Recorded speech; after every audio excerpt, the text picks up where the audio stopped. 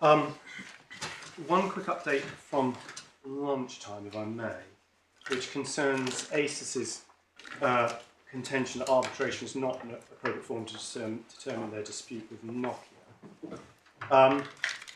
I've just had it confirmed to me over the lunch that in America, Acer's US counsel has suggested that to us that their client, or to our US counsel, was interested in arbitration of the video codec dispute, and has confirmed by email saying that Acer may be approaching Nokia directly in respect to that matter. That's obviously possibly surprising given their submissions before my lords. I have double checked that this is not a without prejudice protected communication. We will, and the reason I mentioned it to you is just that we're going to write to the other side and ask them about that, and I just want to mention that that's going to be going on in the background.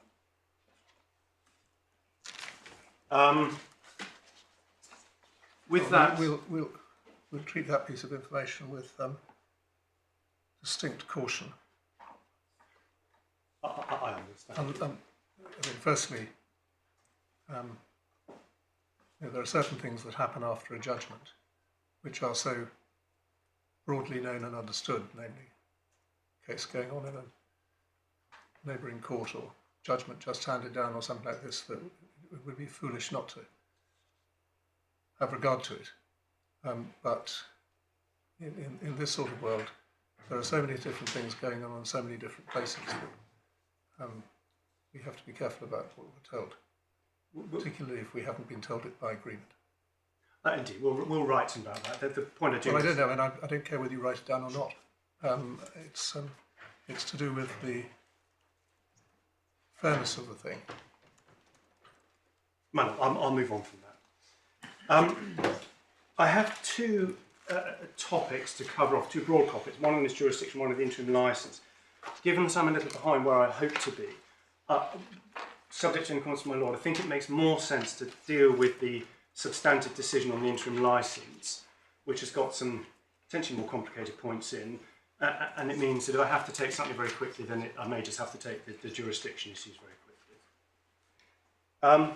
On the substantive, the judge's substantive trial of interim licence issues, there are 3 points. The first of them is just the consequences if my appeal, or my arguments in respect to Nokia's arbitration offers are accepted and they're to be held as RAND, and I've addressed that. I'm not going to go through that again. Obviously, we say the court in those circumstances should declare, if anything, our offers, not my learned friend's offers, in the judgment. The second point is the one set out in our skeleton at paragraph 28. And if I could ask my lords, it's a core bundle, page 378, and it's a very short point.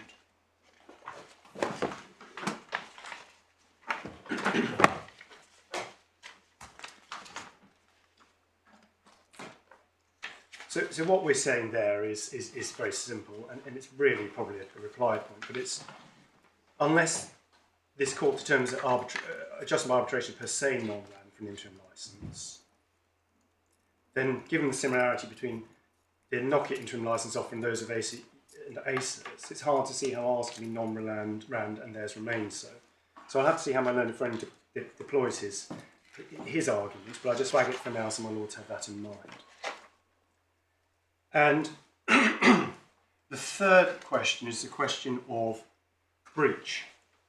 And excuse me, my lord, we say that the judge erred in finding Nokia in breach of the requirement to negotiate in good faith for 2 reasons. Now, if I can start with the judgment at paragraph 374 on page 119, please. That's core bundle 119, 73 internal.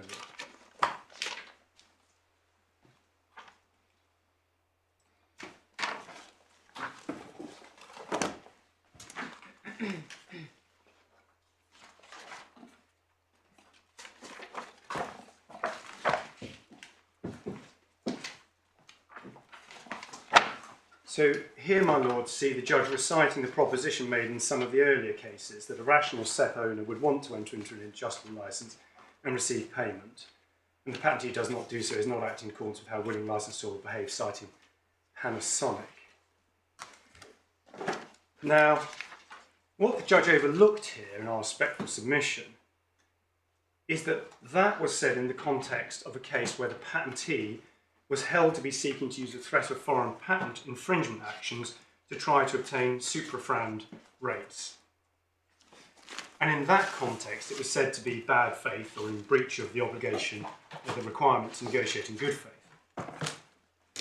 But that analysis, we submit, does not apply in the context of a case which concerns a dispute as to the venue for resolving RAND terms, which was the point my Lord Justice Arnold made in Samsung and ZTE, particularly at, at 73. If it's convenient, my Lords can find that in the judge's judgment, set out on page 121 of the Core Binding Law 75 internally.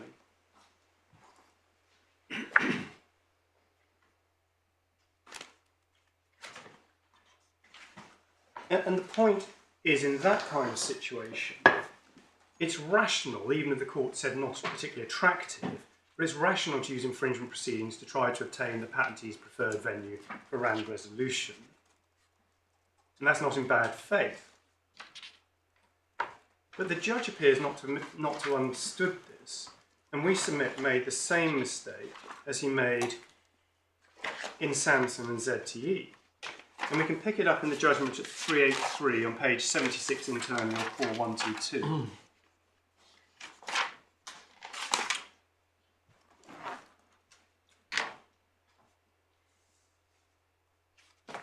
So here he questions how the bringing of a raft of infringement actions around the world can be said to be the act of a willing licensor, etc.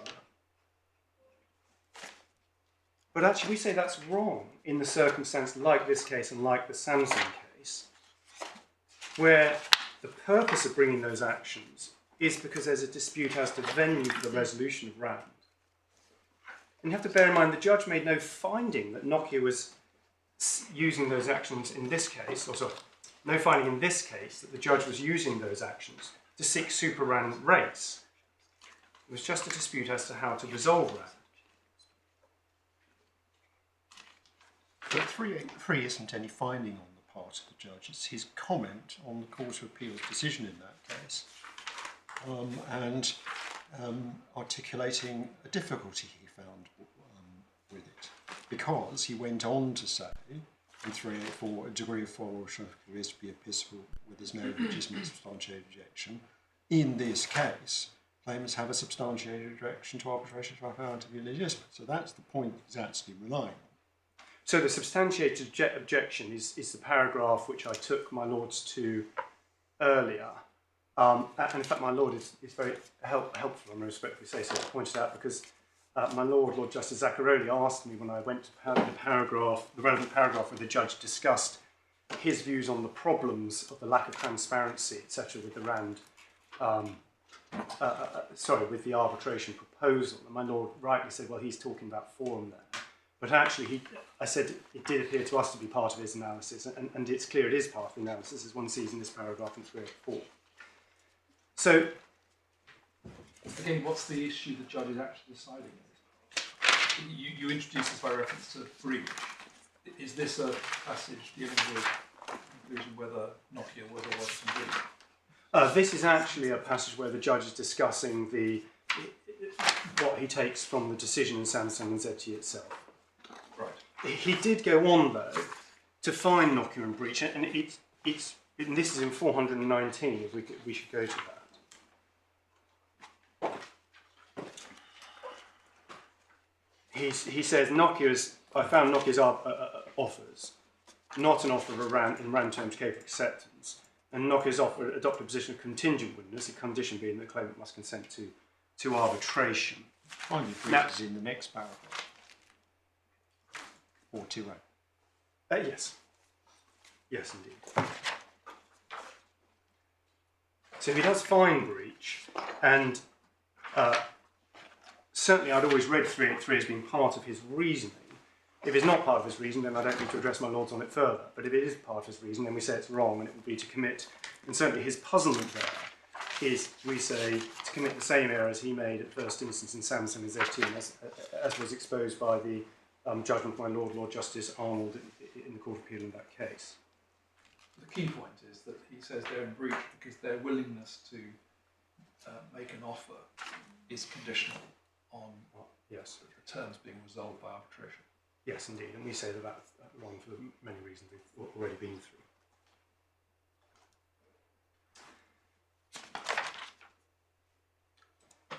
Now, there is a second reason why we say the judge was wrong to say that Nokia is in breach, and if I can pick that up in my skeleton argument, paragraph 47, please. And ask my lords to read that. It's internally page 13, it's core bundle page 369.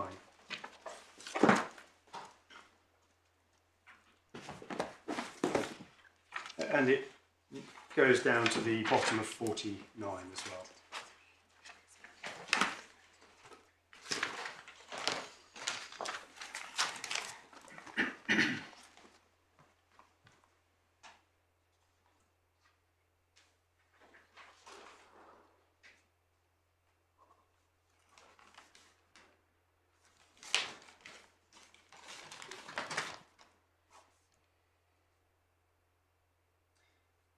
So, as we mentioned there, as we mentioned there, this was an argument which we advanced at trial. It covered some 9 paragraphs over 2 pages of our skeleton, as well as all the submissions.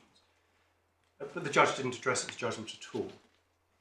And the point is this: it's well established, and we do not think. Surely this is the same argument that was run and dismissed in all the previous cases.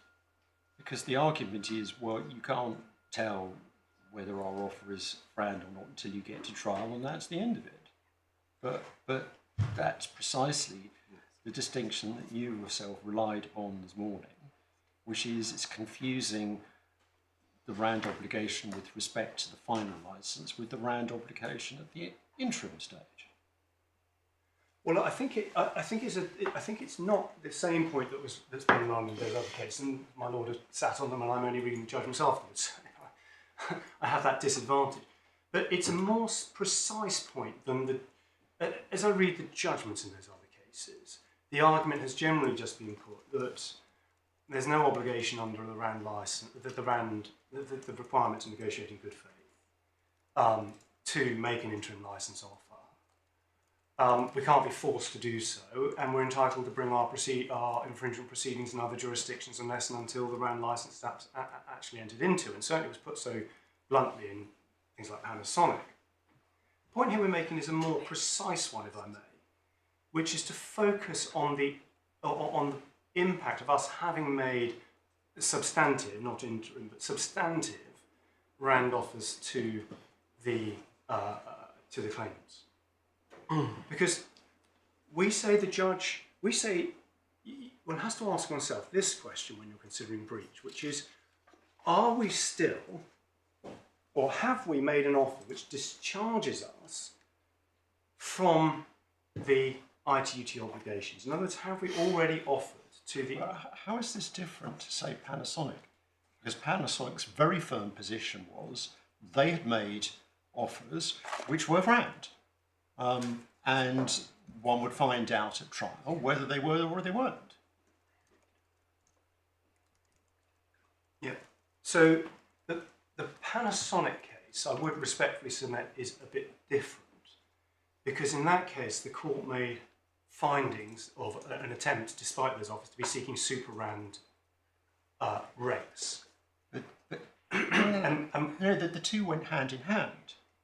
It was precisely because Panasonic said that the offers they'd made were RAND, that they said it was perfectly legitimate to try and force Xiaomi to accept those offers by litigation in a multiplicity of forums. Sorry, my lord. And they vigorously disputed the proposition that they were thereby seeking super RAND rates. But my lord determined against them that they were seeking they were trying to use that litigation so as to seek superfran rents. Yeah, but that's because both parties had undertaken to abide by the determination of the English court, and therefore ex hypothesi they were going to get what was found. Yes, indeed, and the jurisprudence developed slightly then in Nokia and Ericsson, and and the only difference being there that it was held to be sufficient that the implementer had given the undertaking, even if the set owner hadn't. The analysis was the same. Yeah. But the point I'm trying to make, my lord, and we sort of jumped in at the end rather than, or maybe in the middle rather than what I wanted to say, which is our submission is that in circumstances, if I can just lay it out, in circumstances where the patentee has made an offer, which is at least which the court can't have a high degree of assurance is non-round. So that's not the test because it would be resolved at the later round trial. Then that is, I'm not saying it's determinative, I'm saying that is an important factor to consider when considering breach. Because the interim license regime is all about what happens in the interim. And the interim license will be adjusted up or down depending on what happens at trial. And if you're right that your offer is RAND, then there will be no adjustment and you'll get everything. Sure, but this is what my lord says about the effect of the interim license is correct.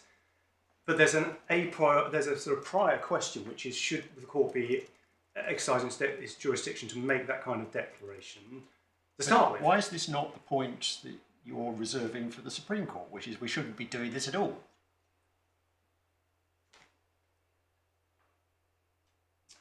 I mean, that point I acknowledge is a serious argument, but as you've already accepted, it's foreclosed against you at this level because there's binding authority to the contrary, and there's a perfectly respectable argument to say that's wrong, but that's a matter for the Supreme Court, if and when you get it.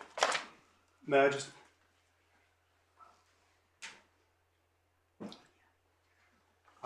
My lord, I will move on that point.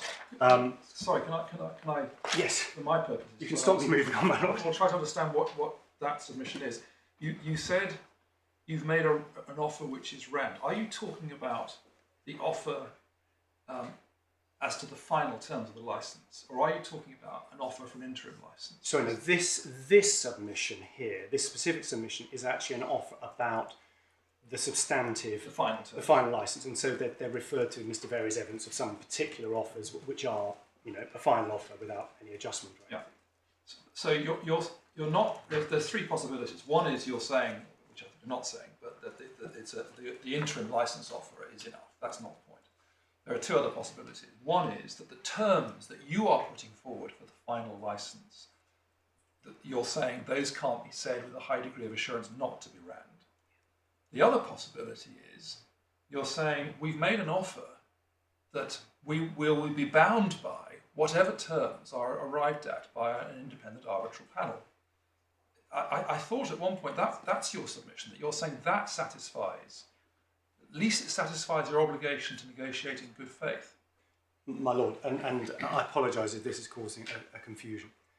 You are absolutely right that the argument until the last 5 minutes has been, I think, my lord's third point, which is we say by making the interim licence offer, which contains a provision which says the terms will be adjusted to a final RAND licence by an arbitral panel, that is a making of a RAND, an offering of a RAND licence. That's your first reason for saying the judge was wrong. Yes. But, yes, I think you were arguing a second and different reason. Indeed. Sorry. And the second and different reason is based on the offer of final terms. So that, exactly. Yes. Yes. And I, to be fair, I've heard what my Lord Justice Arnold has said, and the view I had taken of the earlier cases was slightly different from my lord. And let me just set it out so my lord at least understands. I don't want to spend a great deal of time on it, but which is, as a general proposition, our case was, if one has made an offer of final terms, so this is about the final terms, which the court cannot conclude to a high degree of assurance are not unRAND, then that is an important factor, albeit not necessarily a determinative factor in considering breach. And in this case, we have made such offers, and the court has not held them not to be rammed.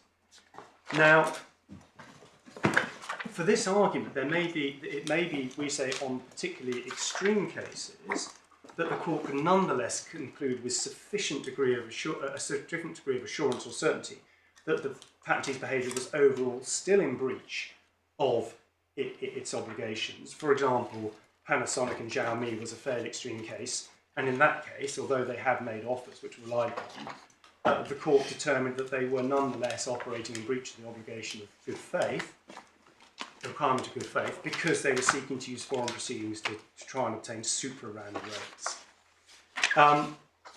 And we say that, of course, that latter point doesn't apply in this case.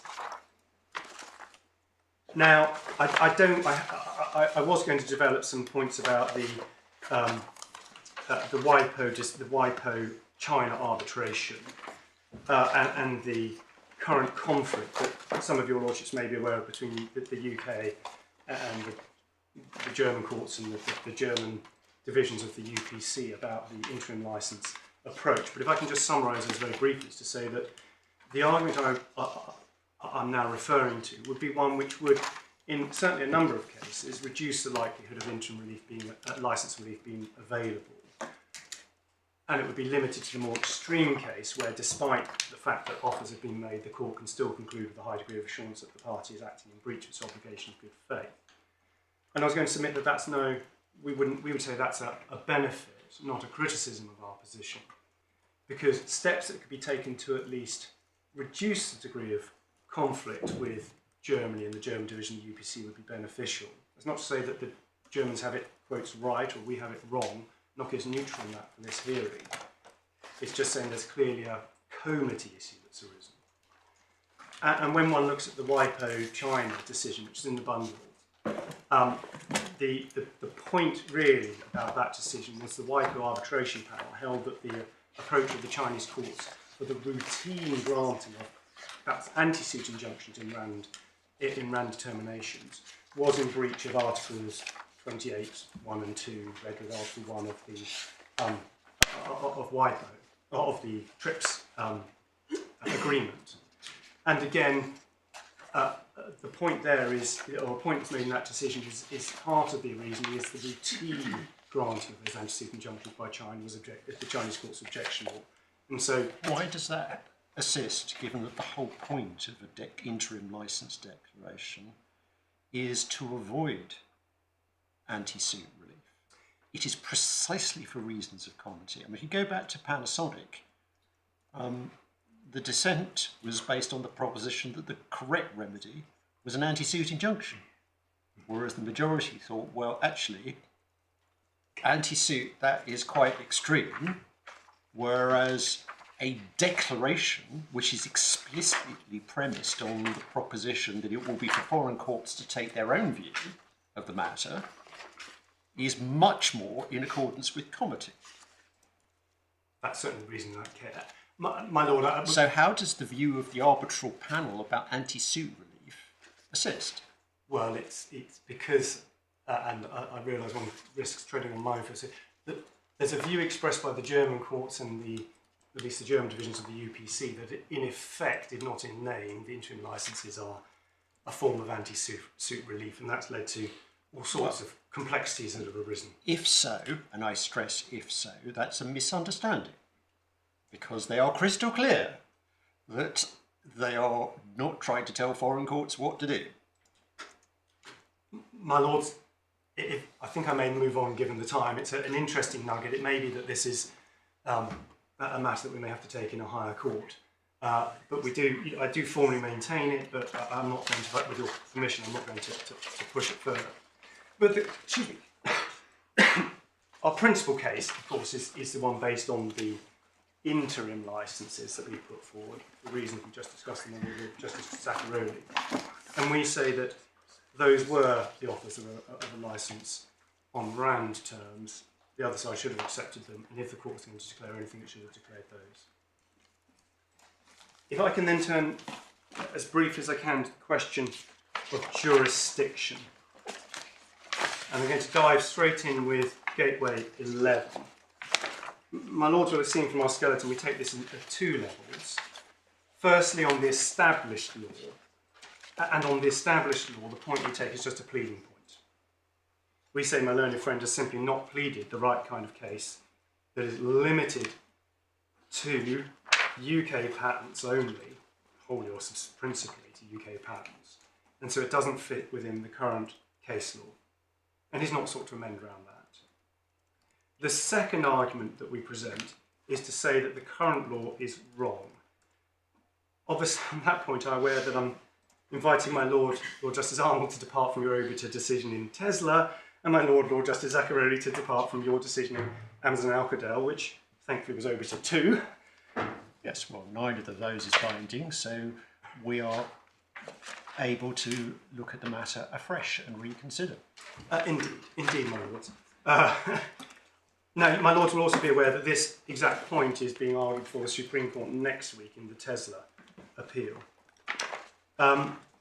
So, starting with the current law, we don't really, I think, need to spend any time on that. The judge summarised the current position in his judgment at 311 and 312. That's core 109 or 63 page 63 internal.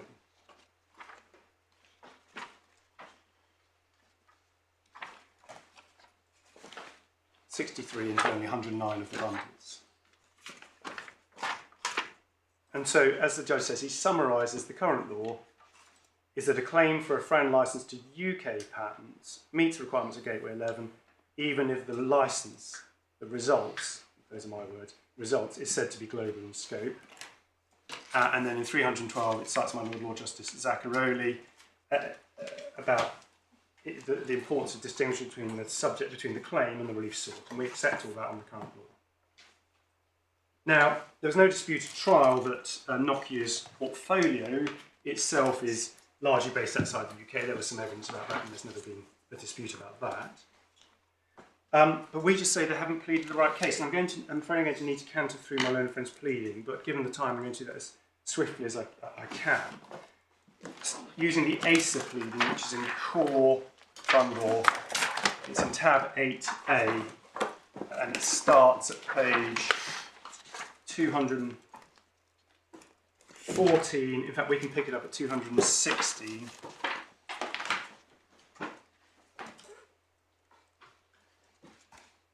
So, in paragraph 18, and this, I pick it up now, it's really a point that goes to my second argument that the law is wrong. But just to pick it up now, it's common ground that the real dispute between the parties is the terms of the RAND licence covering the portfolio as a whole. That's the global portfolio. I'll come back to that later. In paragraph 19, my lord sees the three so-called challenged patents referred to. So those are UK patents. And then we can skip ahead to paragraph 27, which is on page 218, which pleads their right to a RAND, their alleged right to a RAND licence. And my lord will see it's pleaded that in particular lines 3 onwards, Acer has a legal right to be granted a RAND licence in respect of the challenged patents. And if they'd stopped there, then that would have satisfied, at least arguably satisfied the UK law. And or a legal right to be offered RAND terms in respect of the Nokia Codex set portfolio, including the challenged patents, in the Malachite acceptance. So we say that they're mixing it up here, a pleading of the legal right they rely on in respect of the challenge patents, and then the alternative, or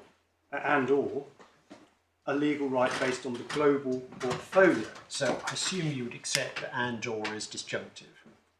I mean, it can be both, but it at least includes disjunctive, yes?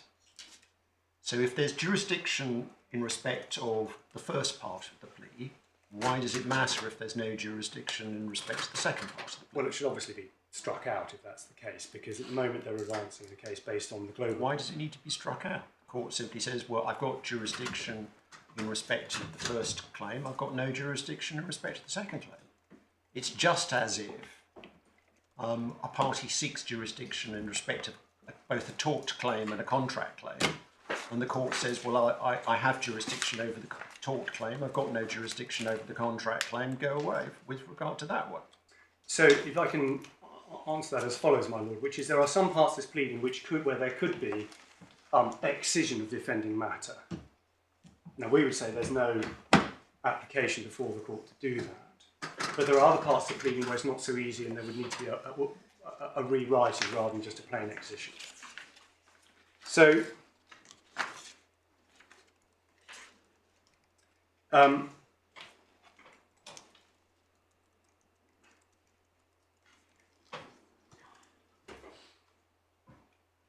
so if one then goes ahead, just to pick up a few more points, and I'm going to come to make that good for my lord, I hope. Paragraph 33, we've got a pleading in 33 and 33A. There's a pleading which I'm going to come back to, which is to say that Nokia has entered into, they say, a Swiss law contract whereby they're bound to into good faith negotiations to offer a worldwide license the code accepts on reasonable non-discriminatory terms. So they're reflecting, as we'll see, the language of the ITUT claim there, which is that what you're required to offer is a worldwide license, or a license in respect to the worldwide portfolio. Let me phrase that more accurately. And then on page 221, one gets to paragraph 39, where it says, Acer is and has at all material times been willing to enter a license in respect to the Nokia code accepts, including the not challenge patents on round terms. So that's pleading their willingness, which Acer contends to be a license to the portfolio on round terms. The second sentence is Acer is a beneficiary, and that's just pleaded as such. But then they say Acer has, as pleaded herein, relied upon and invoked Nokia's contractual obligation to often grant a license covering and so code accept portfolio, including the challenge patents, on round terms to date, but the negotiations for such a license have been unsuccessful. So there. What's wrong with this? Because it's common ground, correct me if I'm wrong, that any RAND license will be global. But, yes, but that. Therefore, what's the problem with the claimants saying they're willing to enter into a global license? It's the third sentence I'm particularly focusing on, my lord, which is that they're invoking Nokia's contractual relation to offer and grant a license covering the Nokia code accept portfolio. This is pleading. If one looks at paragraphs 40 and 41, 40 pleads an undertaking they give, and 41 addresses the question of relief and has certain terms. Paragraph 39 is a pleading of the right that they're relying upon, the legal obligation that they're seeking to enforce here. And that obligation is pleaded in respect to the portfolio as a whole. So that's where we say they are wrong. Now there are other parts of this claim which are, I can't go through the whole thing obviously. In paragraph 45 they refer to Nokia's what they call campaign of litigation against Acer. That's obviously talking about Nokia's patent claims brought under foreign patents in foreign jurisdictions. And then in 51, they say, consequently, even to the extent that Nokia seems to maintain its campaign of seeking injunctive relief, then Acer seeks a declaration of that. So again here, they're relying on the actions in respect to the foreign patents to justify the claims that they're bringing. Now, I'm going to come back to this later on to Gateway 16, where it rises more acutely, 16A, where it comes more acutely. But there's no pleading in any of this that any UK patents have been asserted, nor of any threat to do so. So we say that this pleading is one which doesn't, we would respect to say, even really attempt to limit itself to solely, or wholly or principally, to quote the Gateway, just the challenged patents. The claim as a whole involves a mishmash of reliance on sometimes just the portfolio, sometimes it's the whole portfolio and or the challenge patents and the alternative. But as we set out in our Skeleton 32, that's just not enough to establish the gateway.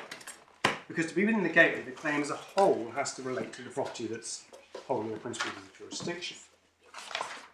Now, my learned friend refers in his argument to the decision of Mr. Justice Leach MediaTek and my Lord Justice Zacaroli and Amazon and Alcatel. We respectfully submit those are against him because they show how the claim should have been pleaded. And I can start with MediaTek. That's in JA 2, tab 13.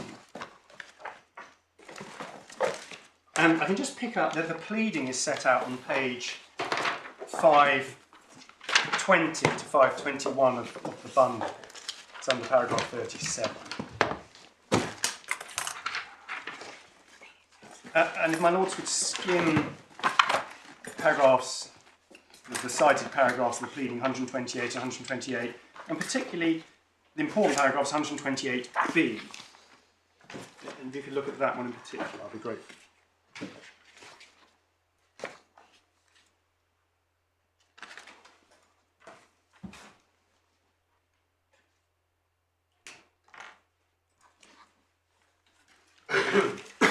So this pleading, paragraph 129 goes on to discuss relief, so I don't focus on that. But this pleading is all about UK patents, activities in the UK, customers in the UK, over and over again. And it's not, the pleading is not based on the global license. The claim is not based on the global license as a whole, in the way we see mixed in and mixed up in my learned friend's pleading. And the position was similar in the Alcatel decision. The license sought was one in relation to the global patents.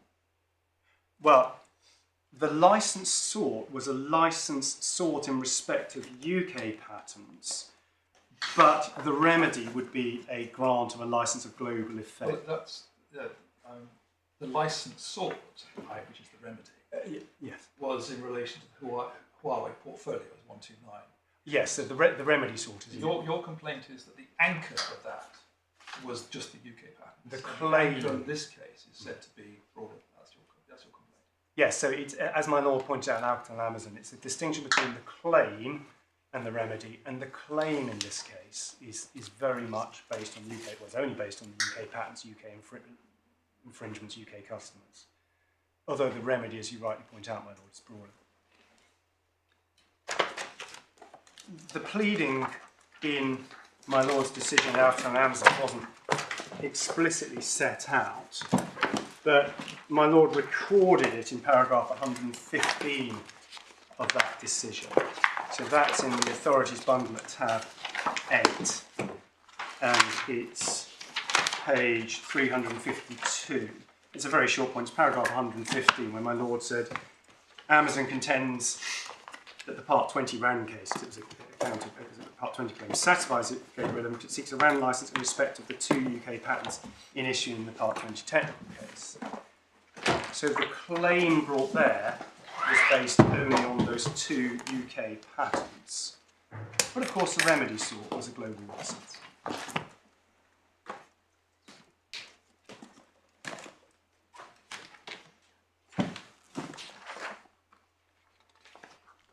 So we just say that they haven't pleaded the claim right. They have not pleaded the claim limited, at least wholly or principally, to UK patents. And that's really the end of it about the MA. And the judge was probably wrong to say to the contrary. With that, subject to more questions from my lord, I was going to go on to our wider point, which is our challenge to the established approach. So for the purpose of these submissions, I'm going to assume the presence of a pleading based wholly or principally on UK SEP claims. And claim, Gateway 11, as you'll know, reads, the subject matter of the claim relates wholly or principally to property within the jurisdiction. And the question then is, what is the meaning of the word claim in Gateway 11? And in Vestel at 70, Lord Justice Burr stated the word claim in Gateway means the legal claim relied upon. What is the legal claim in this action? And we say that should be looked at as a matter of form and not of substance. No, other way around. A matter of substance, not of form.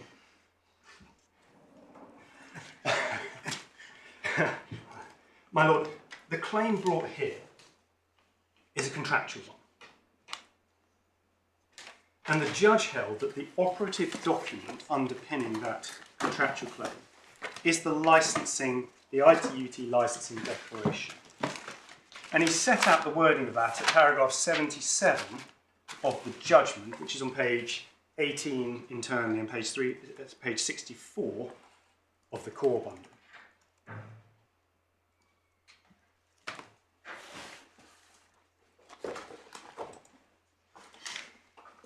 And if my lords read that, you'll see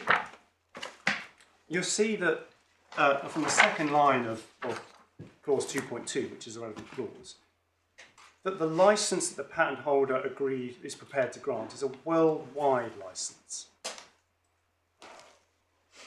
on non-discriminatory and reasonable terms.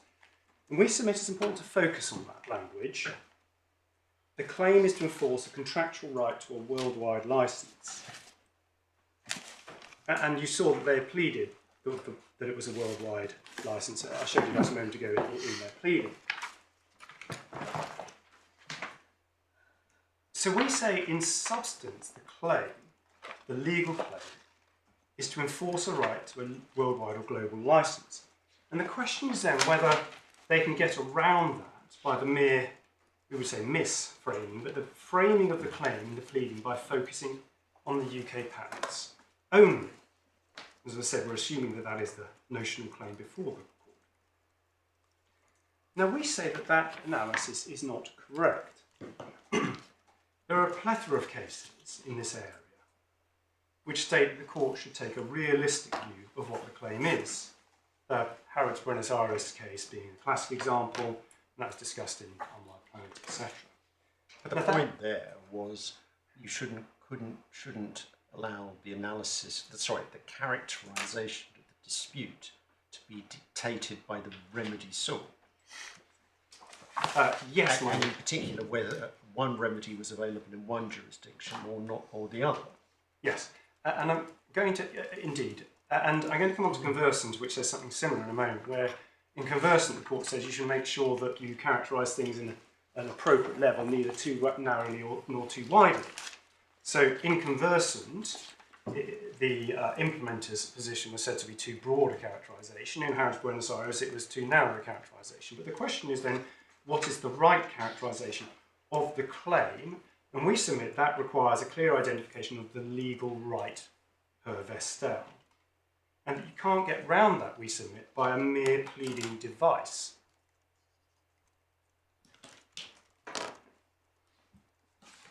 The focus, now this focus on the scope of the legal right didn't come up in Vestel because obviously there was no legal right there at all. And I don't believe the focus, this focus arose in Tesla. That was based on, of course, the Etsy application, which does have different language. And although my Lord's decision in Alcatel was an ITUT case, I don't think this argument was raised there either. And of course, everything was still very much up for grabs. That was just an amendment case. But we do submit that this analysis with a focus on the specific obligation under the ITU contract is an important one. It hasn't been considered before. And we submit that in identifying the true identity of the claim under Gateway 11, this approach is also supported by other indicia, such as the real commercial dispute between the parties and the remedy sought, both of which are global.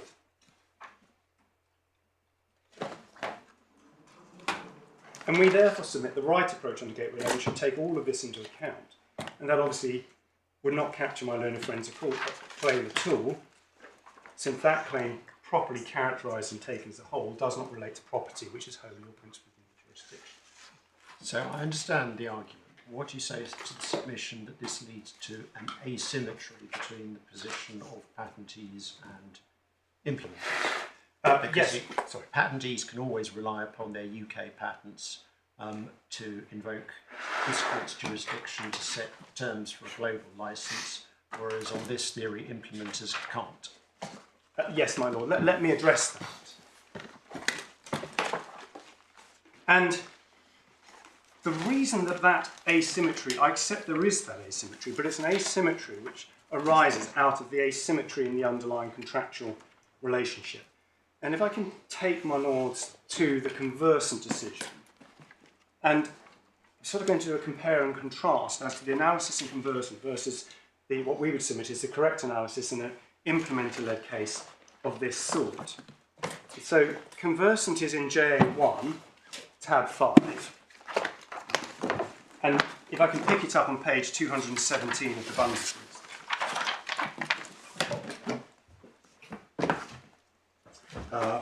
actually, so let's start on page 218 with paragraph 33, just to save a little time. So underneath this paragraph, my lord... Sorry, are we in the right place? Because you said you were going to conversant. This is Nokia and Oppo. Sorry. Oh, sorry, it's because they're quoting conversant. My note was... Sorry, my lord, it's Nokia and Oppo. And they quote conversant in 33. Fine. I apologise, I Sorry, tried this down. to be clear, I was looking at the right No, place. my lord, it's my fault. I made a snafu by cutting this down and missing out the relevant clarification. So, under 33, Nokia and Oppo, my lords quoted conversant. And just to skim through those paragraphs, 96 says that one must look at the claim as a whole. And in paragraph 97, Lord Justice Floyd makes a point which I just recited, which is you've got to make sure you avoid defining the claim in either a way which is too specific or a way which is too general. And he cites Howard's Buenos Aires there. Now, from 98, the court enters a more detailed analysis of the position in a patentee-led claim. If you, my lords, could look at subparagraph 1 for a moment.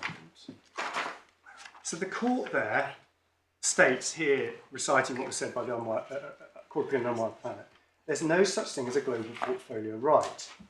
And in this claim, the claims were just standard patent infringement claims of validity, etc. issue. And that, in that kind of patentee-led claim, is correct, because the patentee has no contractual claim against an implementer. But of course, the reverse is different, because the implementer has, as the judge has held, a contractual right against a patentee, which relates to the grant of a license in respect of the worldwide portfolio. So, in that sense, there is, from an implementer's point of view, a global portfolio right. And that, of course, is the contractual claim that's brought in this action. Subparagraphs Roman 2 down to Roman 5 summarise that global licensing can be FRAND, and I don't think we need to focus on those.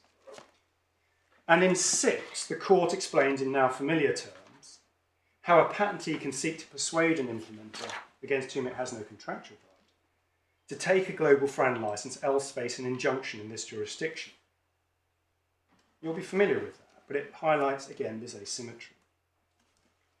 You know, in 99 and 100, the court summarised conversant's case. And the court in that case held it was properly to be characterised as a UK patent claim. Because fundamentally, the claim brought was a UK patent infringement action. And it's only as a defence to that action that the implementer, or as a defence to that action, the implementer is likely to seek a FRAND licence to avoid an injunction if necessary. But as I said again, our claim is different. It's a contractual right brought seeking contractually a right to the licence to the whole portfolio. In 101, the court makes the point that forcing conversant to seek a remedy in China would force them to rely on a different IP right, with likely different patent claims, different prior art, different infringing acts, which in truth and substance would be a different claim. But then if you think about this case, an implementer-led claim, the opposite is true. Whether such a claim was to be brought here, or in China or the US or other jurisdictions in the court where it might be determined, or in an arbitration, the underlying right would be the same, not different. It would be the contractual right arising out of the ITUT contract. The facts and arguments would be the same. What are the terms of that license? They wouldn't be different at all. So that analysis there, which is correct in 101 for a patentee-led claim, the opposite conclusion follows in respect of a claim brought by an implementer. In 102, the court accordingly went on to say it was not a matter of indifference to the claimant which patent right was relied on, and reiterated in 103 that no portfolio right was involved, and 104 pauses altogether. But forgive me if I'm going on with this too much length, but here it's different. The claim is a contractual right, a license to the patent portfolio as a whole. And contra the patentee-led patent claim, if an implementer was to bring their claim in a different jurisdiction, the legal right would be the same, the argument the same, and the remedy the same. So I accept, my lord, that there is an asymmetry in this position. We say the asymmetry follows as a matter of the asymmetry in relationship between the parties. And if one then goes on, as we just had, to look at the analysis in conversant, compelling as that is in a patentee-led claim, we say it actually compels the opposite conclusion in the context of an implementer-led claim. Because let me just unpack that, in a patentee-led claim, you are suing under an English patent, where the Fran license is a defence. And that is, so when you ask what is the property, it's an English patent, which is indeed wholly within the jurisdiction. But when you look at the implementer-led claim, it's a contractual right to a portfolio as a whole, and that is, bits of it are in the jurisdiction, but it's certainly not wholly or principally within the jurisdiction, and doesn't fall within Gateway 11. So, for those two reasons, the first based on the word of the ITUT contract itself, and the second on this broader analysis of the conversant and the asymmetry, we submit that actually the previous decisions, Oberter in this court, should be departed from. And we would commend that to my lords unless you have any further questions on it. One other point on this, which is the Tesla hearing next week. My lords may recall that we made an application for a stay or alternatively some other kind of, I can loosely say, appropriate case management directions in respect to the Gateway 11 point, given that it's before the Supreme Court next week. And how to address that. My Lord Justice Arnold refused to stay, but suggested we make submissions before this court. We say it would obviously be unfortunate were this court to reach a decision negative to one side or the other, only for the Supreme Court potentially to say the opposite in the hearing a week later. Well, first of all, there's no chance that they will give a decision next week. Sorry, I did change it after. You're right, my lord, that is... Secondly, the Supreme Court may never get to the question. Let's assume that they simply uphold the majority in the Court of Appeal, in which case there will be nothing about Gateway 11. My lord, indeed, I accept that. Now, what we would submit would be the sensible way forward in the circumstances, at least the fair way forward in the circumstances, is that if your lordships consider the Gateway 11 point is important or determinative of the question of the court's overall decision on jurisdiction, then we should find a mechanism to address the fact that the Supreme Court may determine. But why is there a problem? I mean, the normal approach in these circumstances is the Court of Appeal applies the existing law. Now, if the court, let's assume that this is the only relevant scenario, that we adhere to the existing approach, and in Tesla, the Supreme Court subsequently says that's wrong. Well, then it will follow that our decision is wrong, necessarily. Well, my lord, to that extent. To that extent. So what we were going to suggest is that the court give judgment in this case, but with the proviso that the parties have liberty to apply in the light of the Supreme Court decision. Or why do you need it? Well, because if I'm worried about being caught in a procedural trap, which is, to take my lord's example, this court says... Why will you need it? Because you will file an application for permission to the Supreme Court, and in practical terms, that's probably unlikely to be determined before the substantive decision of the Supreme Court is available, but in any event, you can request them to hold it until they have decided it. But the problem that I have, that my concern, sorry, is this, which is the Supreme Court won't necessarily take a decision just because the decision of the Court of Appeal is wrong. It takes, if the Supreme Court deals with the question of Gateway 11 and finds in my client's favour, Interdigital's favour, it's not going to take a subsequent decision from this court. So it's unlikely to take a subsequent decision from this court just because they've now decided the law differently. But in those circumstances, it will be clear that this court's decision is wrong.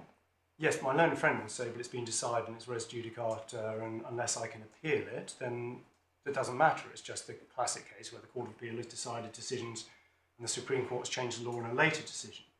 Yes, but you will not be appeal rights exhausted. So no, but sorry, my point is that the Supreme Court may well say it's not granting permission because it's just. Sorry, it's very straightforward. They will grant permission and allow the appeal without further ado. What else are they going to do? Well, my concern. And it's the Supreme Court's job to correct our errors. It's not for us to give open-ended liberties to apply, is it? My concern, my lord, is that the Supreme Court won't necessarily give permission on a point just because this court has got things wrong. It has to be a point of principle. The appeal has to raise a point of principle which is necessary for the court to resolve now. And so, if this court, I'm concerned the Supreme Court may say we don't need to take your decision. But our decision will still be raised judicata, even if there's a liberty to apply. How do we undo our own decision? Well, that's the Supreme Court's job. My lord, my suggestion would be that the decision is expressly for Gateway 11 is, as it were, without prejudice to our right to come back and make either side's right to come back and make submissions, following on to the Supreme Court. Well, I think we've got to the point where the answer to that is no. Well, I'll move on. Yes. I mean, it's ingenious, but I mean, I'm afraid we can't keep going back to revise our views depending upon what the Supreme Court may or may not decide. There's got to be an end to various stages in the appeal process, and if we're flat wrong, my lord may very well be right, and the Supreme Court will correct it without the need for very much to do. I think they did something of the sort in January. If you look back in the files, in a case where the decision of this court the rug had been pulled underneath it because of a subsequent decision. The Supreme Court and everybody agreed the situation had to be regularised. But we're not going to hang on to it. I'm grateful, my lord. Thank you for the indication of it. Gateway 16, my lord, I can take that extremely briefly. The point on Gateway 16 is it permits claims for negative declaration as to liability arising in various heads, and here the relevant head is Gateway 9, torts within the jurisdiction. The claims have pleaded 2 declarations of non-infringement, but both of those are what you might call technical patent arguments unrelated to France. They don't exist. They now rely upon the declaration they seek in paragraph 9 of their prayer for relief, which is a declaration that certain patent rights will be unenforceable. Now, we make 2 points here. The first point is very simple but very short. And we say that a declaration of non-infringement simply won't be granted without there being at least an arguable case of a threat of infringement proceedings being brought. And Acer and Acer have simply neither pleaded nor adduced evidence at all of any threat or queer timid type concern about UK patent cases within the relevant portfolios being asserted against them in this jurisdiction. And we just say without that pleading, the claim cannot get off the ground. Now, had they pleaded such a claim, Nokia could have looked at that pleading. We may well have argued it was strikeable and so should be ignored, as it were, for the purpose of it doesn't get through Ultimo 2. Or we could have offered undertakings or whatever appeared appropriate in the light of such a pleaded case. And as my Lord Justice Zacaroli stated in Amazon Alcatel, in that case, you raise a question of had Nokia in that case, Nokia had given undertakings in that case, and having done so, it could have raised.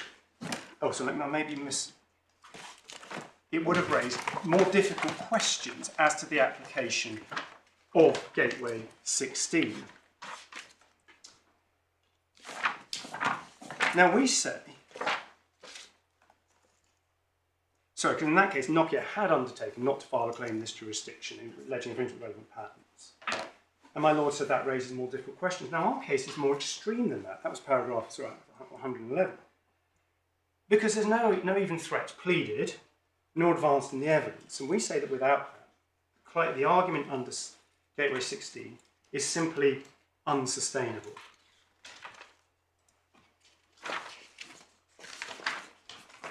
And I think analytically, what the real submission is, insofar as they may rely upon that assertion of a declaration of non-infringement, that doesn't get through Ultimo 2 because it's just unarguable, given there's no allegation of a threat, and therefore Gateway 16 doesn't apply because the only basis upon which it's said to support it falls away. Sorry, I don't get that. So your point is it isn't pleaded? Yes. If that's right, that's the end of it. So what isn't pleaded is a threat of infringement, because there's no pleaded threat of infringement. Yes, simple. So if you're right, that's the end of it. Yeah, do we need to inquire further? My lord, yeah. Now the judge found that against us and said in 296 and 297 of the judgment, it's at core page 106 or internal page 60. He said he found this point more than a little unreal. And he said in 297 that commented there's no undertaking Nokia not to enforce any UK sets. But we just say that analysis is wrong. It wasn't pleaded. There's no evidence to support it as regards the UK. And the court, it's not open to the court in a case on jurisdiction to go behind the lack of pleading. Point about quia timet, you don't get a quia timet in the absence of an undertaking. Yes, I think I agree. I think it's a point in your favour. Yes, it's the Lord Justice Heald and the RPC's point. Yes. Yes, I was just checking which way around my Lord said before I agreed with it. But indeed, and we say that's the end of that. We also comment that the judge's analysis here is entirely illogical. If we came into some kind of analysis, there's every reason to think that Nokia will not sue Acer analysis in the UK under the relevant patents, because it's our position that we don't want this court to be doing a round determination. If we sued on those patents, the immediate defence would be to seek a round licence, and that would completely undercut the position we adopt in this litigation. It would be, from that point of view, suicidal. So that's that point.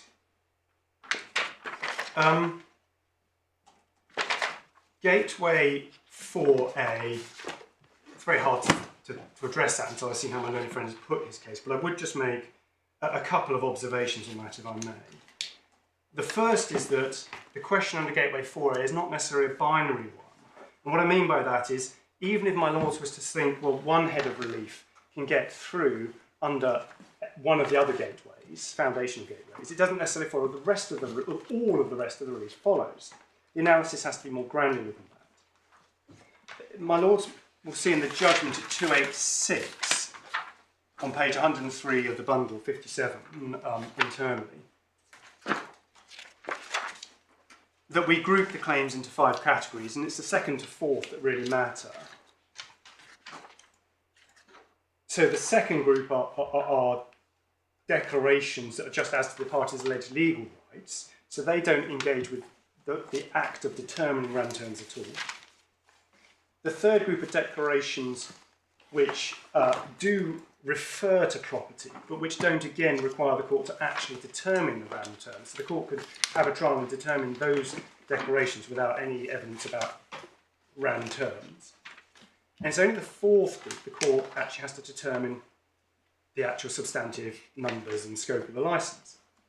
So if, for example, Declaration 9 in the prayer, which is the one my learned friend relies on for Gateway 16A, which we just referred to, if we were to be wrong, that my lord was to consider that does catch jurisdiction. still wouldn't follow that we'd require a 15-day RAND trial. Wouldn't require anything like that at all. And it doesn't therefore follow that all of the rest of the claims in groups 3 and 4, particularly group 4, would be convoyed with. I'm not sure I'm following that point. I mean, we assume against you for this purpose that there's an adequate plea for a declaration of non-infringement based on the RAND obligation. If that's right, why does that not bring in the whole question of what's RAND? Well, the point that's made is that that Nokia has said in this jurisdiction is not going to, or the point is put that if Nokia doesn't offer the licenses that the interim license or the final license, my learned friend, then the declaration about the unavailability of injunction should follow. That's his case. Now, we've made it clear we're not going to offer those licenses in this jurisdiction. Our position, as you understand, is we should go to arbitration. So all that one needs to establish at trial is our pleaded position that we're not intending to offer those licenses, and then argument, which is really a legal argument, about the consequences of it. I don't understand that. I mean, I'm sure I'm being very dense, but of course, you say the matter should be determined by arbitration. But if the matter proceeds to a determination by an English court, then that question will cease to be relevant. I mean, of course, it doesn't mean to say you have to accept the English court's determination. But you may choose not to. But so what? So my point is one step beforehand, which is we say that if, let's say, just Declaration 9 got through under a foundation page, you then ask yourself, what trial would need to happen to resolve that question? And we say there's only really two issues that Declaration 9 raises. One of them is Nokia's position that it's not going to offer a license settled by this court. It doesn't require a FRAN determination to assess that. You just look at our pleading that says we're not doing it. And then there's just the question as to the legal consequences of our position that we're not going to offer that license. And that's something you can do in a day. So that's why we say that if the court was to accept, just say, Declaration 9, you would then ask yourself, what is the scope of the trial that would be required by Declaration 9? The scope of that trial would merely be to ask, on the facts of this case, to be ask what Nokia's position is not going to offer the license.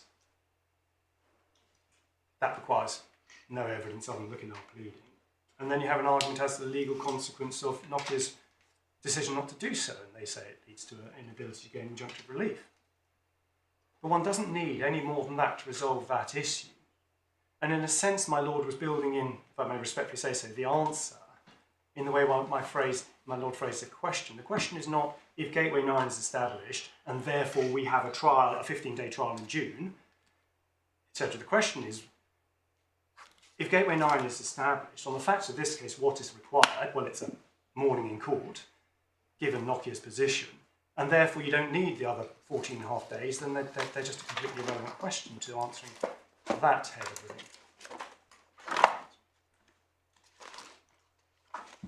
Does that at least address my Lord's question? I think so, thank you. And I think the last point that arises is that under this head, my learned friend also refers in his respondent's notice to say that his declarations of non-infringement of the technical variety also serve to enable the FRAN claims to get through under Gateway 4A. Now, the DNIs are set out in his pleading at 62 to 67. What they are is they're technical arguments in this sense. They're not RAND-based arguments, but they're arguments about allegations about a pass-through license from Microsoft and proposals to disable certain technical capabilities in their devices. And they say that as a combination of these two features, if they take those technical steps set out in their pleading, the consequence is that the devices won't infringe Nokia's patent rights, and they want a declaration of non-infringement to that effect. Now, if you ask yourself, notionally, what would that case require the court to resolve? Well, there are the technical issues in the Microsoft license, but it doesn't require any consideration of the meaning or effect of the ITT obligation. You need no RAND valuation evidence. You need no RAND licensing evidence. The court is not settling the terms of a license. That case can be completely, that DNI case can be completely resolved without needing any of the RAND materials at all. And so we would say, in the Gateway 4A sense, the DNI claims simply don't convoy the RAND claims at all. They're separate. Now, what my learned friend says in the skeleton is that in the RAND action, they contest that these reasons may reduce the lump sums to be paid, because they say if they're right on the DNIs, then they don't have to pay a license in respect of those products, and there's arguments about that. But that is to make the classic error of looking at matters through the wrong end of the telescope. If the RAND claims were to have jurisdiction, then this argument might well convoy the DNI claims under Article 4A, because the RAND claim may require looking at that particular argument. But it doesn't work the other way round. It doesn't mean that if the court is going to look at the DNI claims, that convoys the RAND arguments. That's a non sequitur, and there's nothing in the DNI claim which requires the court to consider any of the RAND valuation or licensing issues, or to settle the terms of the license. So he flips it in his skeleton to put it the wrong way round. But the right question is to identify what the court would have to resolve if it was looking at the DNIs. And that is simple. It's based on so it's not simple. That is circumscribed. It's based upon technical arguments about disabling certain features and the impact of a Microsoft license. And none of that engages with any of the RAND issues, and they're just completely separate, so they wouldn't be convoyed with it.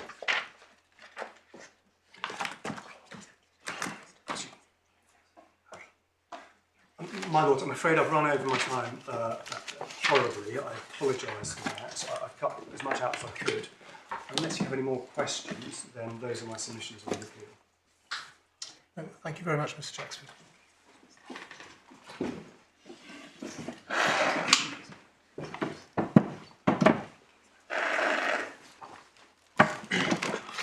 Apologies, my lord. Just,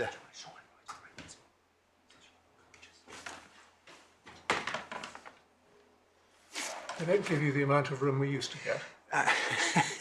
that may be true, but I'm not complaining, my lord. My lords, as you know, this appeal rises out of two different applications. There's the Part 11 challenge to jurisdiction, and the second was the appeal to the grant of the interim licence declarations. And although the interim licence declarations were heard by consent by the judge at the same time as the jurisdiction challenge, they actually logically only arise if the court has jurisdiction. Now, in our skeleton, we addressed arbitration first in our paragraphs 17 to 55, as this was grounds 1 to 5 of the appeal, and we were following the order of the grounds. In fact, for reasons I'll explain, arbitration does not appear to be relevant to the Part 11 application anymore, which logically comes first, save potentially for whether, if the court holds it has jurisdiction, it should nonetheless order a case management stay, although my learned friend did not address you specifically on case management stay today. If the court has jurisdiction and there is no case management stay, then the arbitration point, if I can encapsulate it just briefly like that at the moment, arises because my learned friend says that their offer of an interim licence adjustable by arbitration must be held to be RAND. That discharges their obligations to the ITT and we must accept it or lose our right to a RAND licence. And he says the consequence does not just affect the judge's finding on the interim licence declaration, it extinguishes the claim. And finally, if he's wrong on that, he says the judge was wrong to grant the interim licence declarations for other reasons. So after a brief introduction to this case, and I'll make it brief, I'll address you in the order of the Part 11 application and then the appeal on the interim declarations, and pick up the appeal points at what we say is the appropriate point in the argument. Now, you're aware that my client's claim is for a licence as of right under certain UK patents, which are essential to the video codec standards, and the parties couldn't agree on the licence terms, and as you realise and see, Nokia commenced proceedings in a number of jurisdictions around the world, and it was seeking injunctions or US exclusion orders. It did not seek rate setting, it was for my clients to do that. And the dispute, as you've heard, is not just about how much is to be paid, that is obviously part of the dispute, but the parties couldn't agree on some fundamental issues which would be a gateway, if you like, to deciding whether and what should be paid. And by that I mean it was not agreed, as it is now under Etsy-Frand, as to the meaning and effect of the ITUT obligation and what it required Nokia to do. Now, you've seen the ITUT declaration, and it's set out in the judgment at paragraph 88. And if I may just show you an extra part that my learned friend did not show you, that is in the judgment in core tab 5, page 65.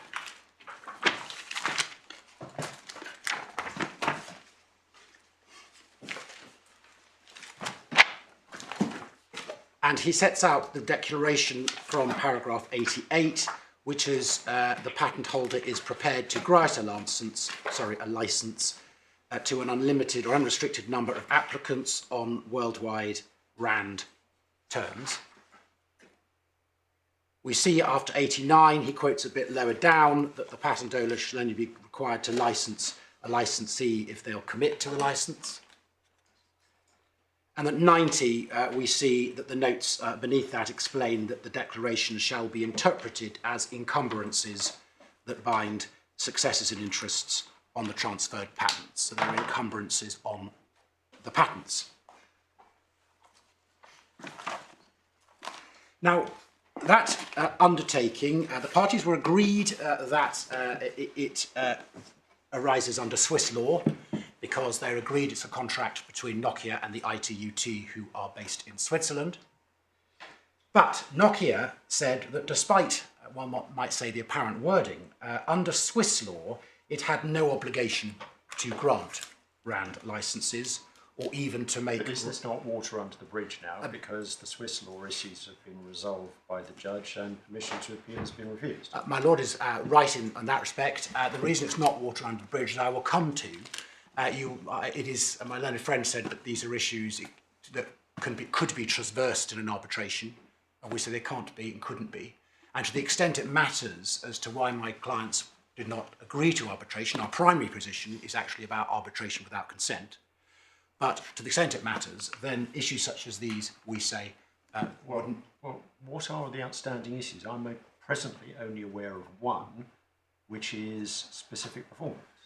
Well, if my own friend is right, that either that there should not have been the judgment below, then of course that calls into question the judgment below, because, as I say, we have to look at... No, it doesn't. If there's no jurisdiction, it would, my lord. So what? He still made findings of fact as to Swiss law, as to which Nokia have been unable to appeal. Those are final as between the parties. My lord, I understand that. If, of course, my lords were to say that there was no jurisdiction, then that would raise a question over whether those findings of fact are final, because they'd have been made at a time when they should not have been made. The court had no jurisdiction to make them. And that arises, as I say, because the two were heard at the same time by consent. Secondly, my lord, it goes The to... Swiss law issues were part of the jurisdictional challenge. They weren't germane solely to the interim licence. Oh, for the case management stay only, as I'll explain, my lord. They did attempt to raise them under serious question to be tried, but they've accepted, and they accept on this appeal that the arbitration office were too late for that. So, Right. but I hear what my lord says. All right. So you say the judge's decisions might not be raised judicata if he had no jurisdiction. I don't think we've had any authorities on that question whatsoever from either side. And so far as I'm aware, that's a brand new point. And I'm not saying it isn't, I'm not trying to shut you out, let me be clear. What I'm saying is, if that's a real point we need to consider, we need more assistance. I understand that, my lord, and I hear you, my lord. I think my point was really a lesser one, if I put it that way, where I was just explaining why we are where we are, and also dealing with some of the points that have arisen about arbitration, non-arbitration, and about my learned friend has put a case effectively, as I'll explain, we say, is the SEP owner can choose. And if the SEP owner chooses arbitration, then that is RAND and needs to be accepted even without consent. And that also brings with it a blanket in all cases the SEP owner chooses to do it. And we're saying there can be a range of cases where arbitration can be extremely good. There can be a range of cases where arbitration, a party may legitimately prefer not to arbitrate. Sorry, you've moved off the subject. And what you say now is important, but I need to get closure on the previous topic, please. So, you've raised one question, which is whether the issues that have already been decided are raised judicata. And I understand that there may be a question about that now. I hadn't previously appreciated, but you've made that clear. Then there's the question of issues of Swiss law that have not yet been decided. Now, as to that, I've identified one, specific performance. Are there other issues which have not yet been decided of Swiss law?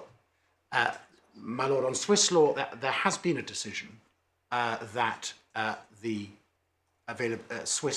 there's an availability of specific performance for contracts of this nature under Swiss law. Right. That was in dispute. Right. The court then, so that actually has been. That has been. But what the judge has not yet decided is whether it's appropriate to order specific performance in this case. Well, why is that a Swiss law question? That isn't, and I'm saying that the Swiss law point is whether it's available. So that's my misunderstanding. Okay, yeah. So the issue of principle has been decided, not whether applying that principle there should actually be an order. That is right. Thank you for the clarification. And the other point of principle that was at issue was whether or not under Swiss law declaratory terms could be made and whether that mattered. And when I say whether it mattered, because there was an issue under Rome 1 whether it should be Swiss law that applied to that or English procedural law. And what the judge held and has been held is that under Rome 1 it is English procedural law that governs whether a declaration can be made. And they haven't appealed that. But he also found that in any event under Swiss law, both specific performance as a remedy and a declaratory relief for terms would be available. And they were in dispute beforehand and would not have been determined at an arbitration because, of course, at an arbitration, Nokia was consenting not to take any of those points and to move on. And as I'll come on to, my clients say, well, these are important points in the ITUT. They haven't been considered before in the courts. They've come up both with Nokia and with others.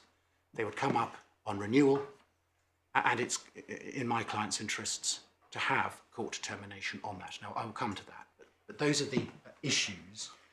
There is also the encoding-decoding issue, which, as you've heard, what the judge said was encoding claims should be included on an interim basis, and they're not appealing that. And that will be looked at again at the trial. And as my lords have picked up, that the issue there is that Nokia say it is only has to license decoding claims, but they have many patents which have encoding and decoding claims within them, and often they are the mirror images of each other. And we say, particularly if an encoding claim is necessarily infringed to decode, i.e. you have a licence to what comes out of a pipe but not what goes in, we say that that can't be right, and that's something that will be debated at trial. My Lords, I will come on to what actually is being put forward by Nokia when I get to arbitration.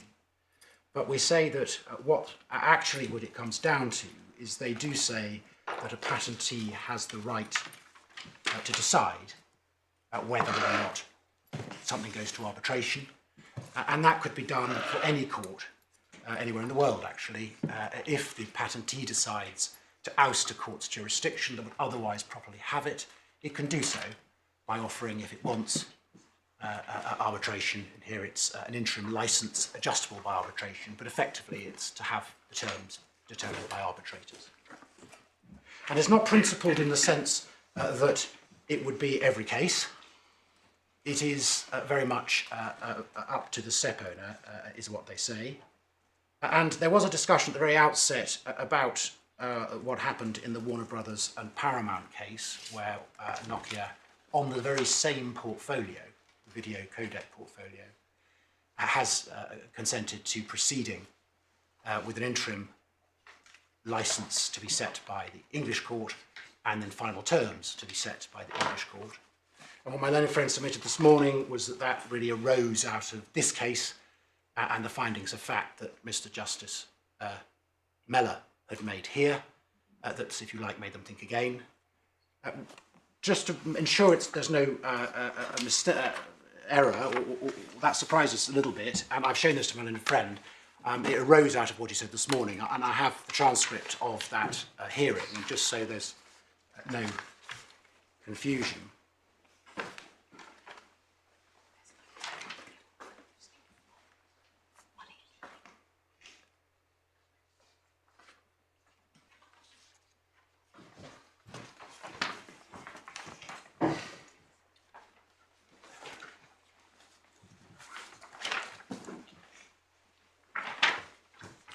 Now, what you have is just a couple of pages of a hearing that occurred in February this year.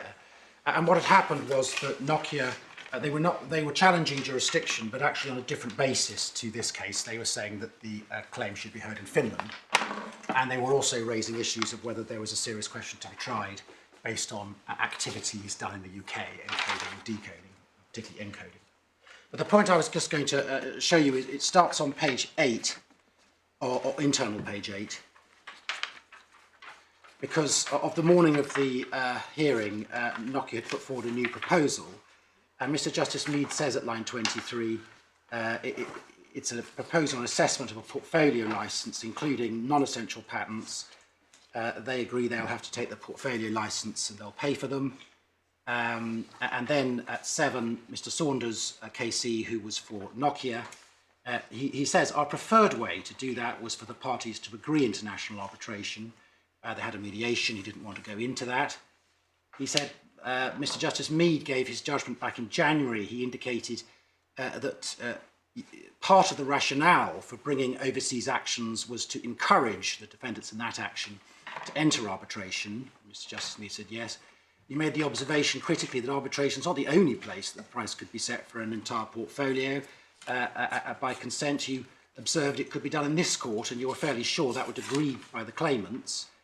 And then they go on, although their primary position is international arbitration is best suited, they're proposing a mechanism where in these 2 cases only, the English court will resolve the terms, and that included interim licence.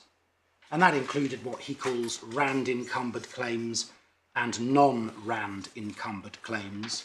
Stopping there, that is language for what we would call encoding and decoding, and non-SEPs.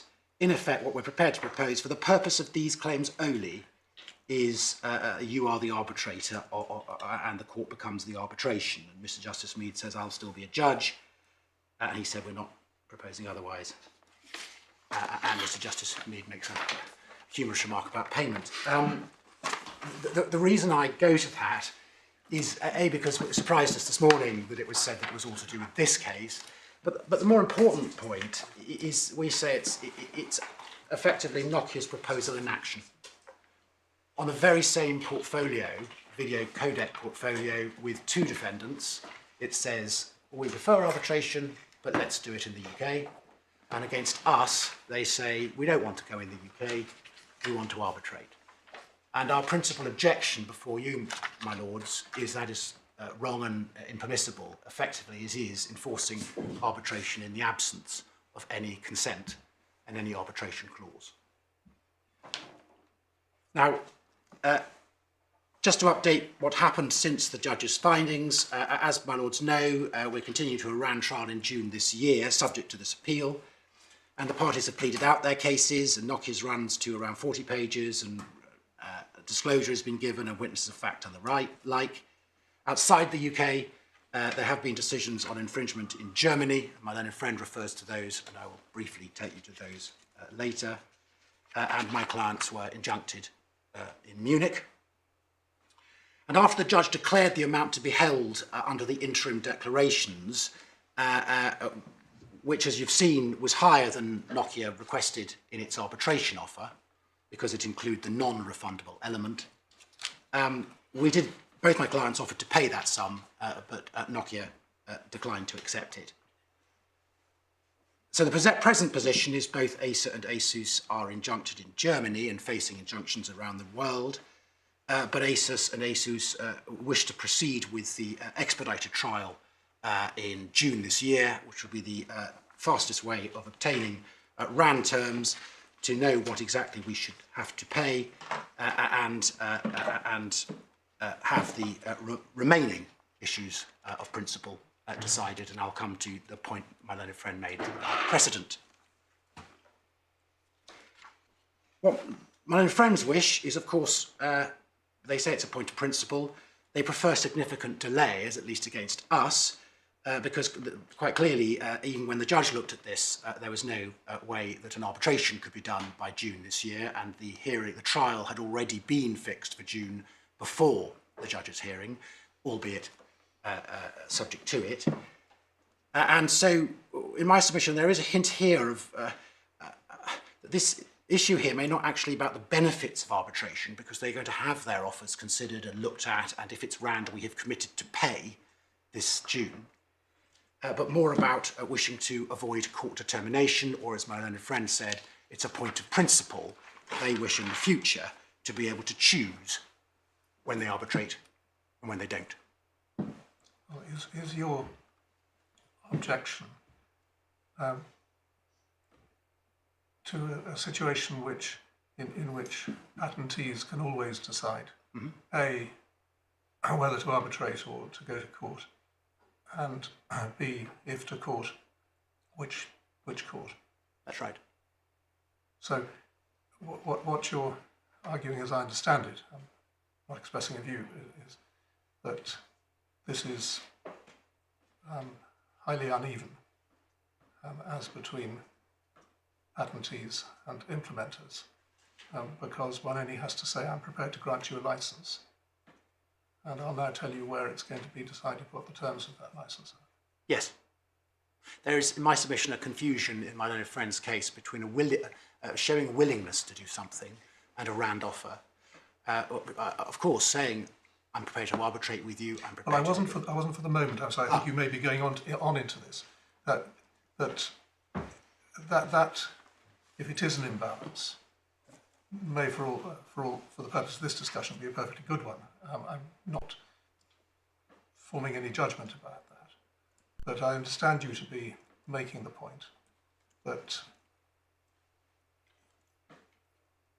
in the biggest picture of all, this would put in the hands of patentees the power of determination, in effect, of any time it said it was willing to grant a license, exactly how that was then going to be filled in.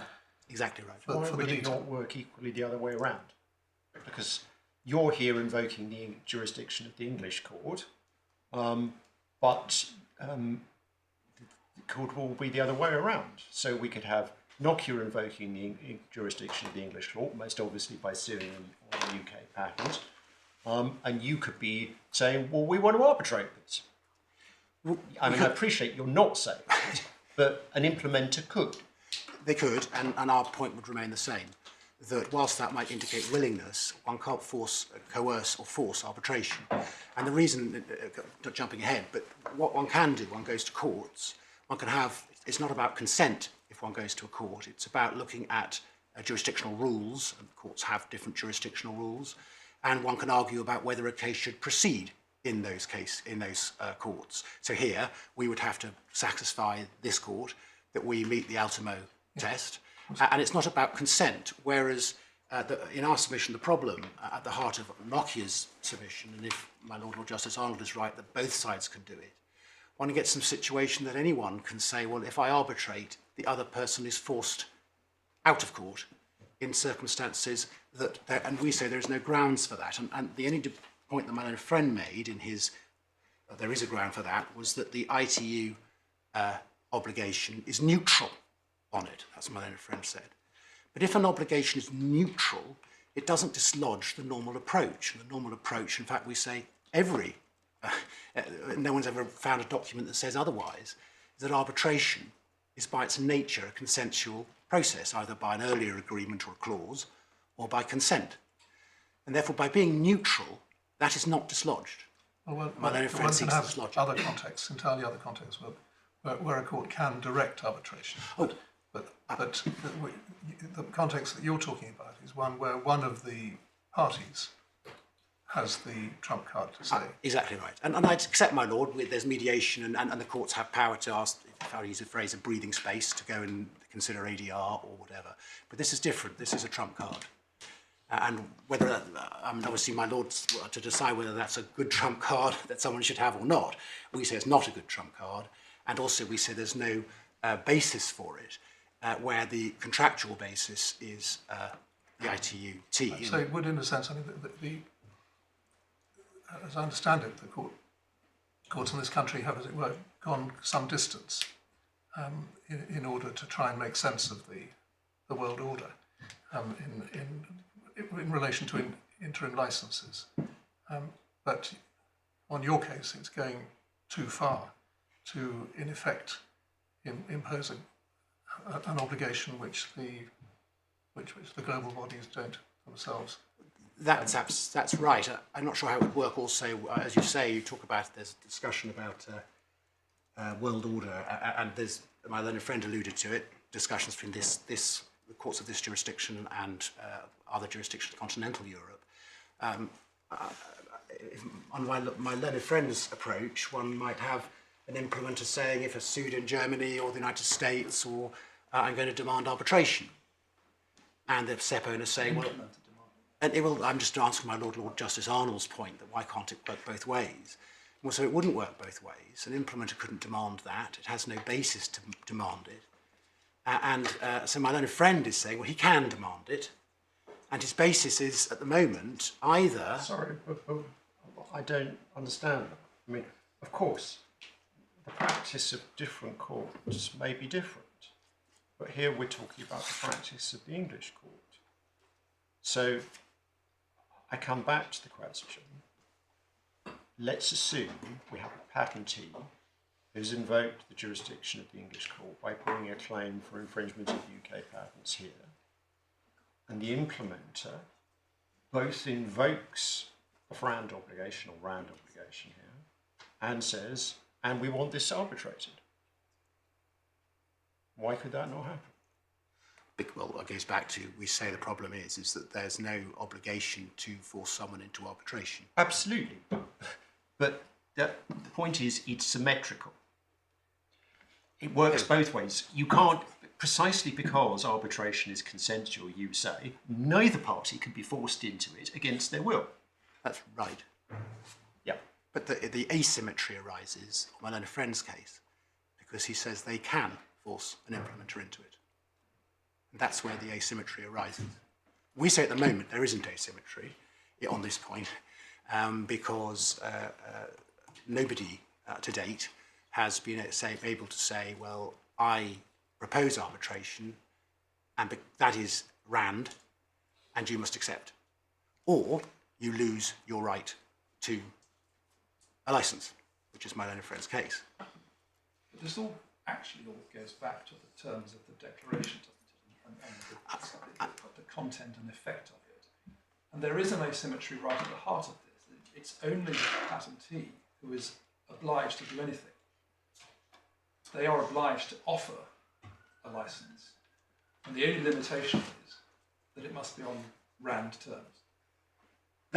There's no obligation on the implementer to accept that license, as we heard this morning. You don't dispute that, I think. That's right. It works because the implementer has made a declaration, and that forms a contract with the ITUT to grant licenses on worldwide terms, on RAND terms, and then an implementer under the Swiss law and French law can rely on that and enforce it. This isn't a case of someone being forced into arbitration. The question is whether the patentee does what it is required to do by offering a license on condition that if you don't like this, I'm quite happy for this to be determined by an independent third party, but I choose arbitration. Why is that not sufficient to satisfy the one-sided obligation which starts at the outset? Because, in my estimation, it's making it too much one-sided, and that what that is doing is saying, I will have this determined in a forum which requires consent, and you have to consent to that, or you don't get a license. And that's, we say, the problem, because that isn't the case with courts. As I say, they're done through the rules of jurisdiction. So what is being said is where they have said, I will grant a license to anyone who wants one on RAND terms, what you're building into that, my lord, or we say is being built into that, if on my learned friend's case, is, and I also choose who determines those terms. And that doesn't make, and we say that's not permitted, and you, from construing the contract. How do you say that? Oh, well, that's our submission, my lord. And we say that the reason for that is that that's going far further than the RAND ITU obligation permits. As I'll show you, if that is to be done, then that can be done by changing to the rules. They could have included that. And my learned friend showed you this morning the DVB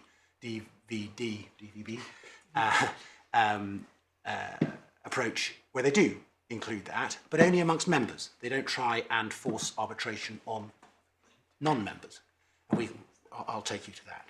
But at the heart of our case is that this is a matter for the SSOs, so the standard setting organisations, that if arbitration is to be mandated, and I say mandated because it allows a SEP owner to say, if you're going to have a licence and we're in dispute, that dispute must be arbitrated. And that's fine, but that's for the SSOs. What one can't have is say that it's given to individual SEP owners to be able to bring that up unilaterally at their whim. And at the heart, it's because we say that arbitration is a different beast, if I put it that way, to court, which requires consent rather than jurisdictional rules, and it ousts a party's right to go to court where it would otherwise have that right, in a way that we say is stretching what the ITUT obligation says or would apply. Now, if I may turn to the Part 11 jurisdiction challenge, and the parties agree, and there's no dispute, that the approach is the three-part test explained by Lord Collins in Ultimo Holdings. Is there a serious issue to be tried? An arguable case on the gateways, one of the gateways, and whether England and Wales is clearly or distinctly the most appropriate forum to try the dispute. As regards serious question to be tried, there isn't a dispute that for service out cases that analysis is done at the date when service out was permitted. And it's also, I don't think, disputed that at that stage the arbitration offers on which Nokia rely had not been made. And that's a point that the judge makes at paragraph 328 of the judgment and is not appealed by Nokia. So the arbitration offers are not relied on and cannot be relied on to set aside the order for service out for lack of issue to be tried. And the judge held there was a serious issue to be tried as to whether we have an enforceable claim of right to be granted a RAND licence and whether both encoding and decoding claims are included, and that again has not been criticised by my learned friend. That's the judgment, paragraph 302. So as for the second stage, that's the gateways, and my learned friends have never said that arbitration is relevant there, and that that's a standalone issue, which I'll address you on in a moment, about Gateway 11, 16A and 4A. As regards forum, before the judge below, they relied on arbitration as an alternative forum to try the claim, and that was rejected by the judge at 329 and 330 because he said it was not an available forum in the terms of forum conveniens. And he also said that if that was right, a claim could be, a good claim that would legitimately pass the ultimate test could be defeated whenever someone says we'll arbitrate. And that's not appealed. And with that falls away any suggestion of a forum non-convenience stay, because they accept there is no alternative forum. So they do accept that arbitration is not an alternative forum in terms of jurisdiction.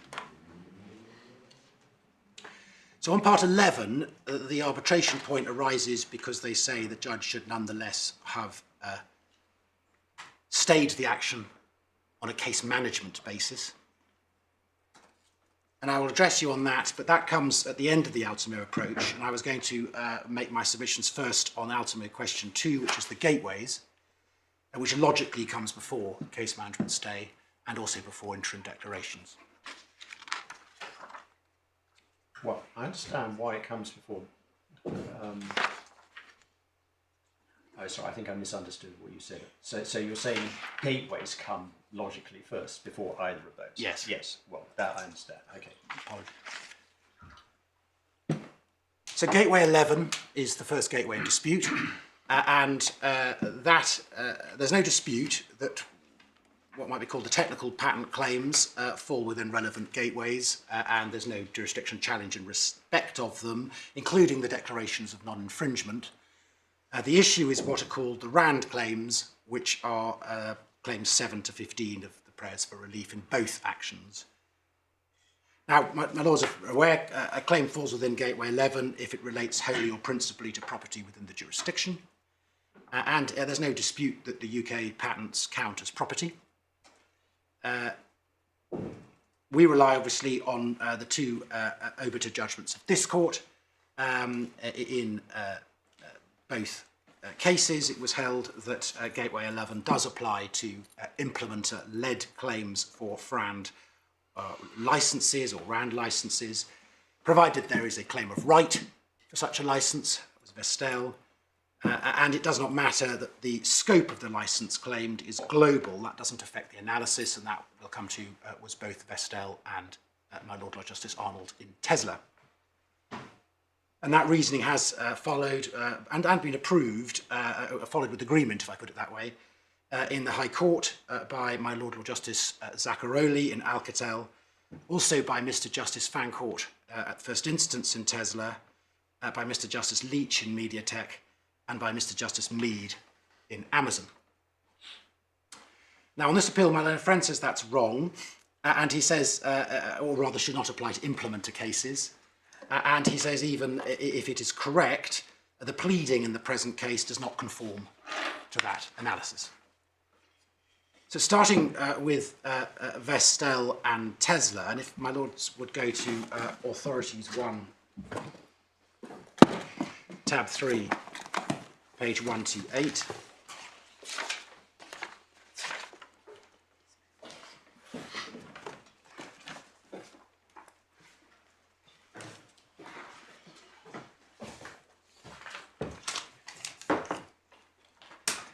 This is in tab 3. This was a claim by a Turkish television manufacturer for a license under the Codex standards, the same ones we are considering now, and they wanted a declaration of terms from Access Advance, which operates a pool license in this field. And the action began as a competition claim alleging abuse of dominant position. But by the time it got to the Court of Appeal, that claim had been dropped, and the problem is that nothing had been pleaded in its place, and that omission, as my lords I'm sure are aware, was Lord Justice Burse at paragraph 34, where he explains why the claim fell in that case, is that they had not pleaded a claim for a legally enforceable right. But he nonetheless did consider Gateway 11, and we can pick that up on page 137.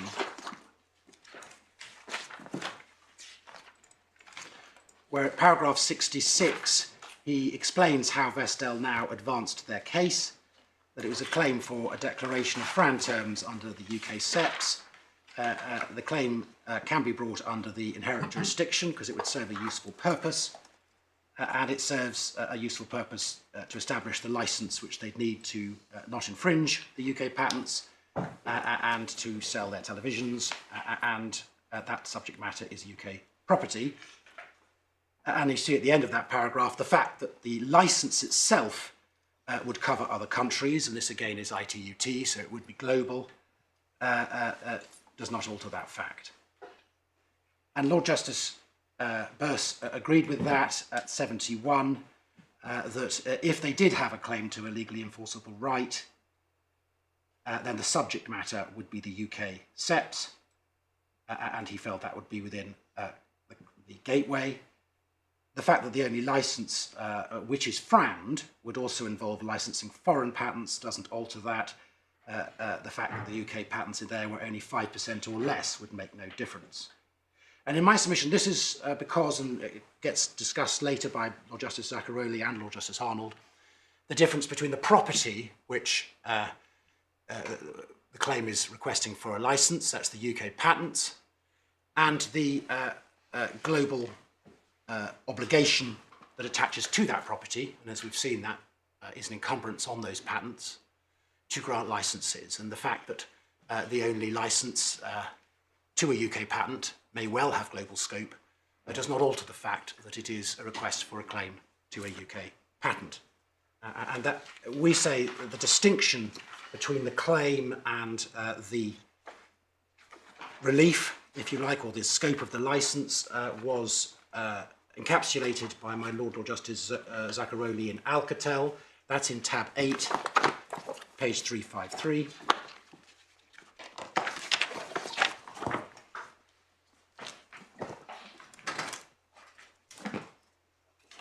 Where at paragraph 120, my Lord Justice Zacaroli said that Nokia's argument confuses the subject matter of the licence that is sought with the subject matter of the claim that is brought.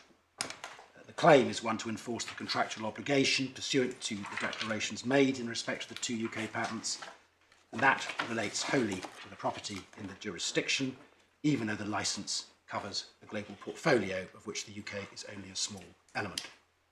And my Lord noted that that also was the finding of Mr. Justice Fancourt in Tesla, and you considered that it was right in principle. And then finally on this, just to remind ourselves what was then said by my Lord Justice Arnold in Tesla, and that is in tab 12. I think it's in the other authorities bundle. Apologies for that.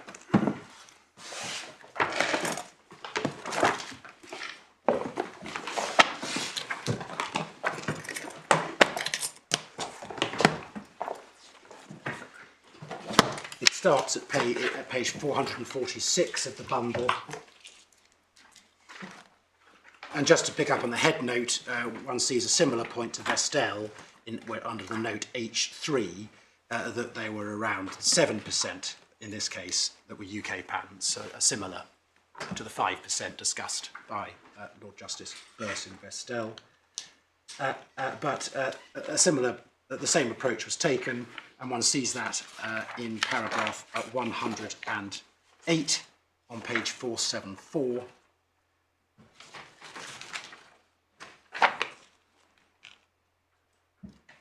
And here the judge held that first, the second line down, the licensing claims are legal claims to declarations. They're founded upon a FRAND obligation. And he discussed whether they, in that case, whether it had to be enforceable directly. And at 109, they relate wholly to property within the jurisdiction because they are to UK SEPS. And that he runs the argument, points out the argument run there, which is similar to run here, which my lord said had a superficial attraction, but it wasn't accepted for reasons which should be familiar to students of the English court's jurisprudence in this field. It's necessary to distinguish between the property on the one hand and the Frand obligation which affects it on the other. Patents are territorial rights, but the Frand obligation which affects it is, on the other hand, is broader. And as my lord says there, ETSI standards are global standards which are exploited globally. The Frand obligation is a global one. A licence on Frand terms may well be a global one, meaning that a UK-only licence is not Frand. So we say that reasoning is correct. On their challenge to that today, Vestel says that it should not apply to implementer-led claims, even though these were implementer-led claims. And their first point was that a difference is that the ITUT obligation expressly says the licence should be worldwide, whereas that is not express in the ETSI Frand obligation. And we say that's not a relevant distinction.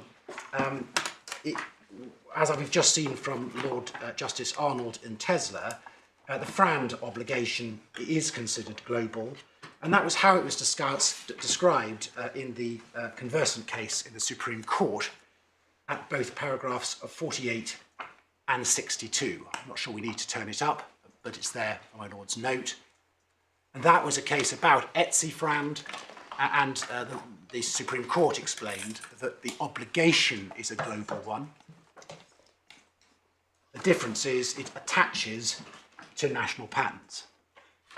And I've shown you that that's even more so in the ITUT, which specifically describes the obligation as an encumbrance on national patents and that binds successors in title. And so it is an encumbrance on a national patent right, and the fact that it's a global,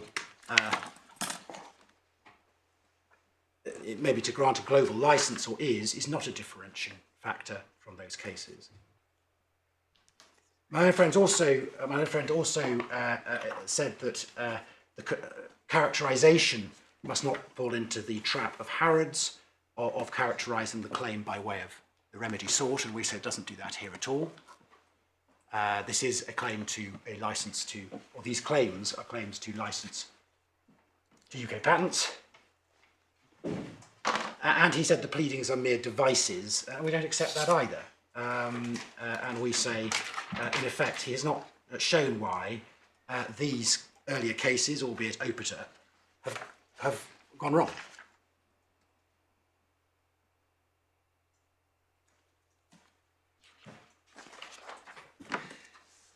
He therefore says, well, on the facts of this case, the pleadings are not sufficiently linked to the UK patents, and his argument was that although they do refer to the challenged patents, they also refer more broadly, and that therefore should deprive the whole claim of jurisdiction, and does not get through the gateway.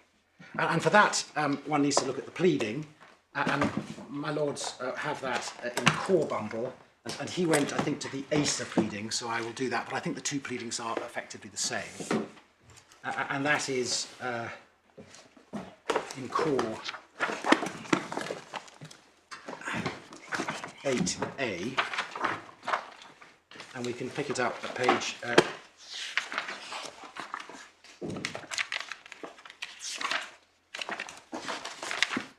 216.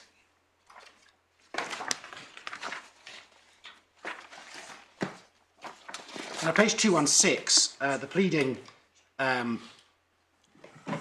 explains at 13, or pleads at 13, that Acer has entered into good faith negotiations for a licence, and they're discussed. And at 15, it's made clear that they haven't been successful, and Nokia has commenced a global campaign of legal proceedings against Acer throughout the world.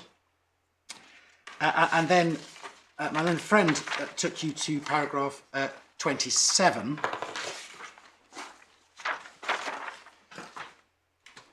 where it's pleaded quite correctly that the first and or second defendant has undertaken to grant licenses on RAN terms and that Acer is a beneficiary of that undertaking, and Acer has a legal right to be granted a license in respect of the challenged patents, and they are Why the... can't you just stop there?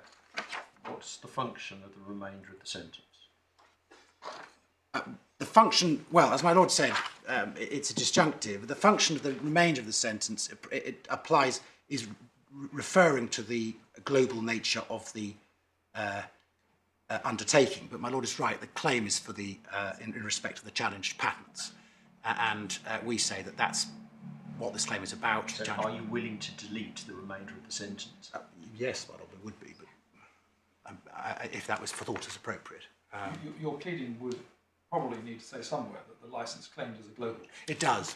So it says that. It does say that, and that's why, in my submission, that's why these pleadings are sometimes written like this. Although it's for the challenged patents, it then goes on to say it would be global, which we say is perfectly appropriate. And for my lord's note, that is a bit further on in the pleading at...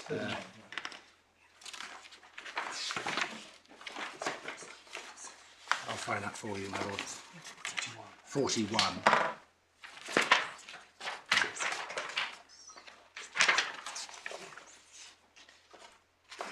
And effectively at 39, it talks about that the Acer has been willing to enter the license. It's a beneficiary, and it says of the commitments, Acer has, as pleaded herein, which refers back, and forward, relies and invoked their contractual obligation covering the set portfolio. That's absolutely... But again, would you be willing to delete reference to the We would, although this one, I have to say, my lord, the contractual obligation is to offer and grant a worldwide license, and that does include the challenged patents. So that seems, in my submission, to be correct, but if there was concern, it could go. But... Well, no, because the remedy that you see is in 41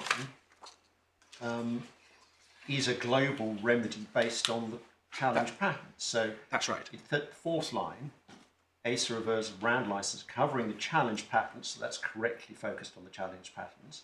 And then you say it covers all of the Codec SEPs. Well, in my submission, so that, at the moment, seems to fit, whereas the slightly broader pleading in 39 seems to be unnecessary. My lord, I hear my lord. Certainly, if there's concern, then those can be deleted. One sees also the focus on the UK at 58 on page 225,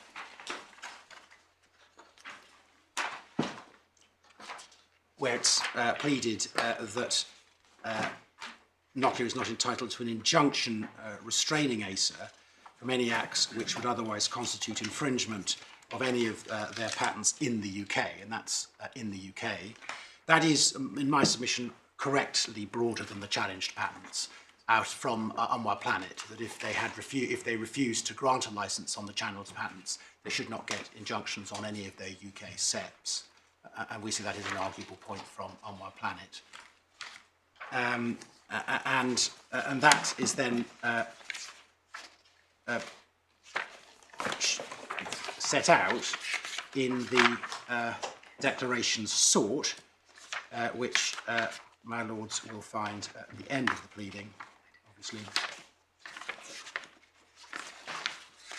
starting on page 230.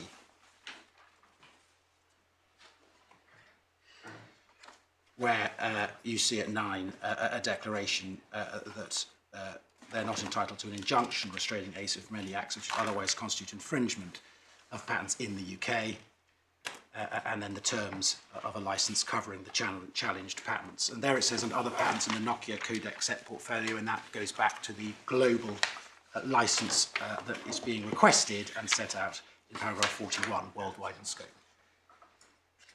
So we say this is not some huge bright line between the earlier cases and this case. It is a claim of right to a license to the UK challenged patents. The claim of right meets the Vestel point, and also we say fairly sets out that the licence that would be RAND that applies to those patents would be worldwide in scope, and that comes from the worldwide obligation from the ITUT, and also fairly sets out that if such a licence was not granted, that there should be no UK injunction. And we say the UK context is clear, as is the fact that this would fall within Gateway 11, as did the earlier cases. So we say it's not a distinction. And if those two stray passages are of concern, they could be deleted and importantly would not alter anything about the pleading at all. And so we say that underlines it to the extent it's a pleading point, it's not one that should prevent jurisdiction. My other friends went to the other pleadings in MediaTek and Alcatel. I'm not sure how beneficial it is to go through other pleadings, but we say it doesn't change the point that I just made. I won't trouble the court on their request that this is put off for the Tesla appeal, and so I'll then move briefly on to the other two gateways, if I may. And 16A, it permits this claim to proceed if it's a declaration of non-liability, where if the claim was brought against us for liability, it would fall within one of the other gateways. And I've shown you paragraph 58 of the pleading, where it's pleaded that Nokia has no right to an injunction restraining any acts in the UK because of the RAND obligation. And the point made in the grounds of appeal and before, 2 points are made. Firstly, that's not a declaration of non-liability, that's a declaration of non-liability for injunctive relief tied to the RAND claims. And the second point made today was, well, there isn't a serious issue of infringement, a serious infringement threat pleaded. On the first of those, we say that has been decided, was looked at by, again, Lord Justice Burse and Lord Justice Zacaroli over to Vestel. And we can pick it up from Lord Justice Zacaroli because the relevant parts of Vestel are quoted. So that is in Authorities 1, tab 8, page 351.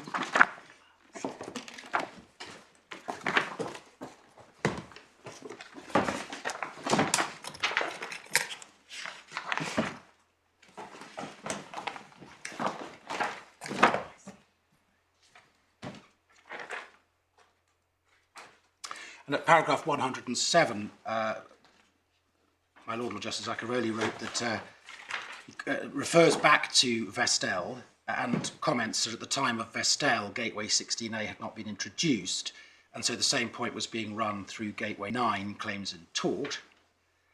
And although Lord Justice Burse accepted that a claim for a declaration of non-liability fell within Gateway 9, Vestel's claim could not be so characterised, and that was because it had not done a claim of right.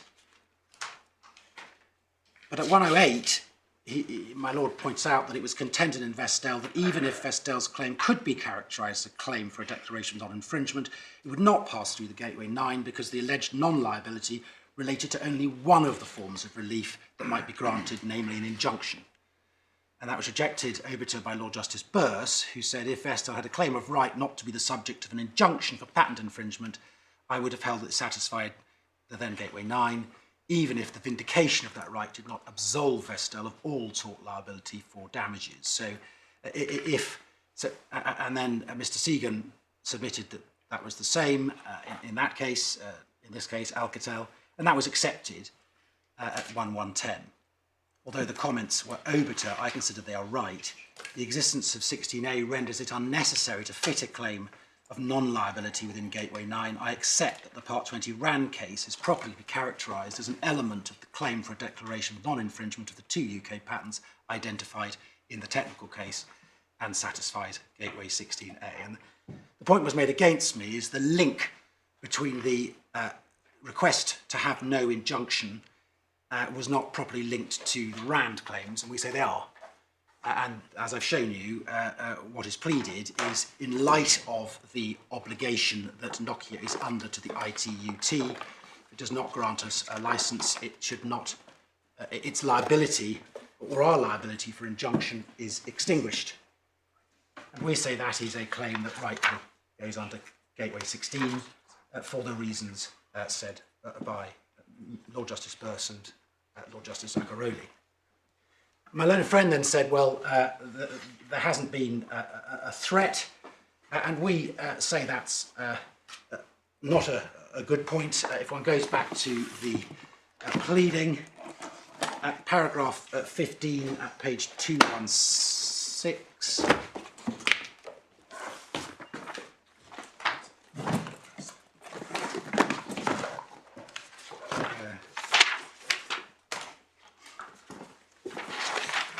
it was clearly pleaded that there had been unsuccessful negotiations and Nokia had commenced a global campaign in numerous countries.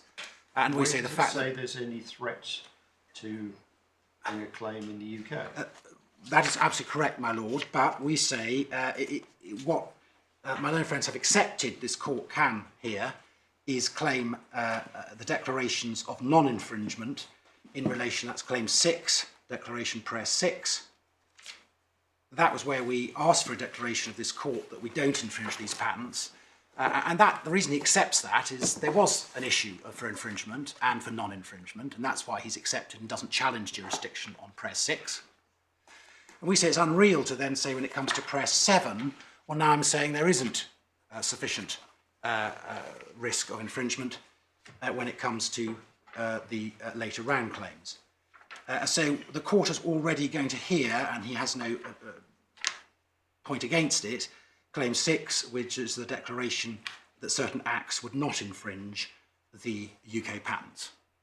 And we say in those circumstances, when one reads the claim... I'm not following this. I'm looking. Claim 6 on page 230 Yes. is a declaration for non-infringement of the UK patents. Right.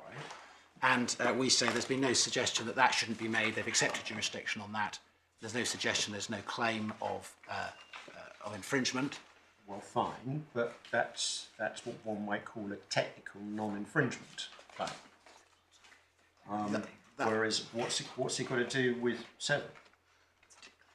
Well, but if you read this fully, my lord, we say what this particular claim says is that we have a non-infringement position based on a threat to infringe in this jurisdiction, and therefore we want a non-infringement. One doesn't ask for non-infringements if there is no threat in the UK.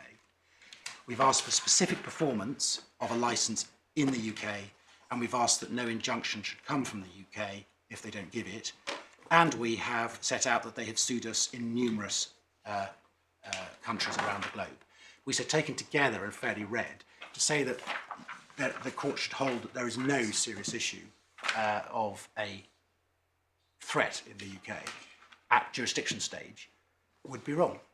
And we say what has been set out is a clear case of threat.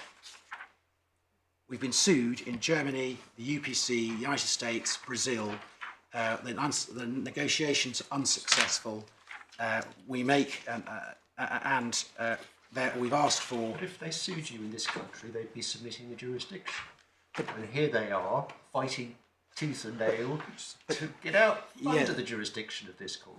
Although at the time when we served out, which is when we're looking at this, one doesn't know what their reaction is going to be. One doesn't know if... So at this stage, it's service out, and it's the gateway, and whether a claim that says we've been negotiating, I've been sued in numerous countries, I want a declaration of non-infringement in the UK. Yeah, but if there was a threat in the UK, it would be very easy to plead it. But there is no such pleading. Well, my lord, we say that in terms of, as we just discussed, a global licensing dispute, and the pleading sets out where we have been sued, where we've been negotiating, and a concern. But we say that it is fair. One can't say now, looking back, well, they haven't sued you. And we don't know what they'd have done. But at this stage, we say to read this pleading as... my lord is right, it doesn't say the words, there is a threat in the UK. But we say that's not a fair approach to whether or not one can bring such a claim. And one has to think, well, why are the reason for the various declarations that are requested is for the very reason that we've been sued in numerous countries and are concerned about being sued here. It's not the same as being hit by the RPCs or wherever where there has been no threat and I get a declaration because... Sorry, I'm sorry to press you on this, but can I be clear what your submission is? So you accept there's no explicit plea of a threat to sue in the UK, but do I understand your submission is that despite the absence of any express plea of a threat to sue in the UK, we somehow read that as implicit in your pleading? I do, yes, my lord, and I think fairly read it is implicit there's a threat anywhere in the world, actually, including in the UK. And the declarations are under the court's inherent jurisdiction, and we say, therefore, under Messier Doughty, there is, based on what this pleading says, we say, as the judge held, there is a serious question to be tried, and we say it does also relate to whether or not we are at risk in the UK. My lord, I've trespassed. Well, we haven't had a lot of time. No, there's no point in looking at that clock. It's never quite right. Oh, okay. About to say, I'm worried you were about to tell me it was 7 p.m. or something.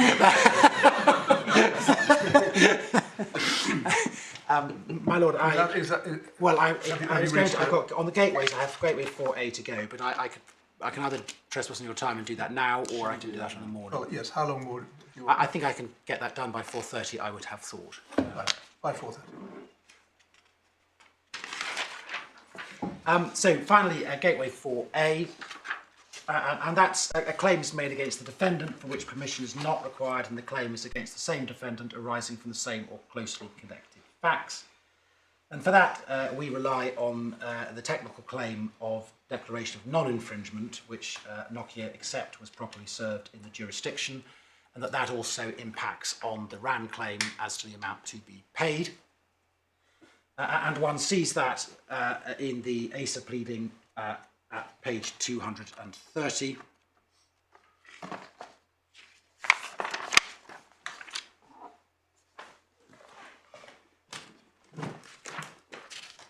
Where paragraphs 5 and 6, and there's no dispute, these are not disputed, the court has jurisdiction to look at whether or not the acts set out in paragraph 63 and 66 above infringe, so they are technical claims of non-infringement, and one then needs to look at those which one finds on page 226.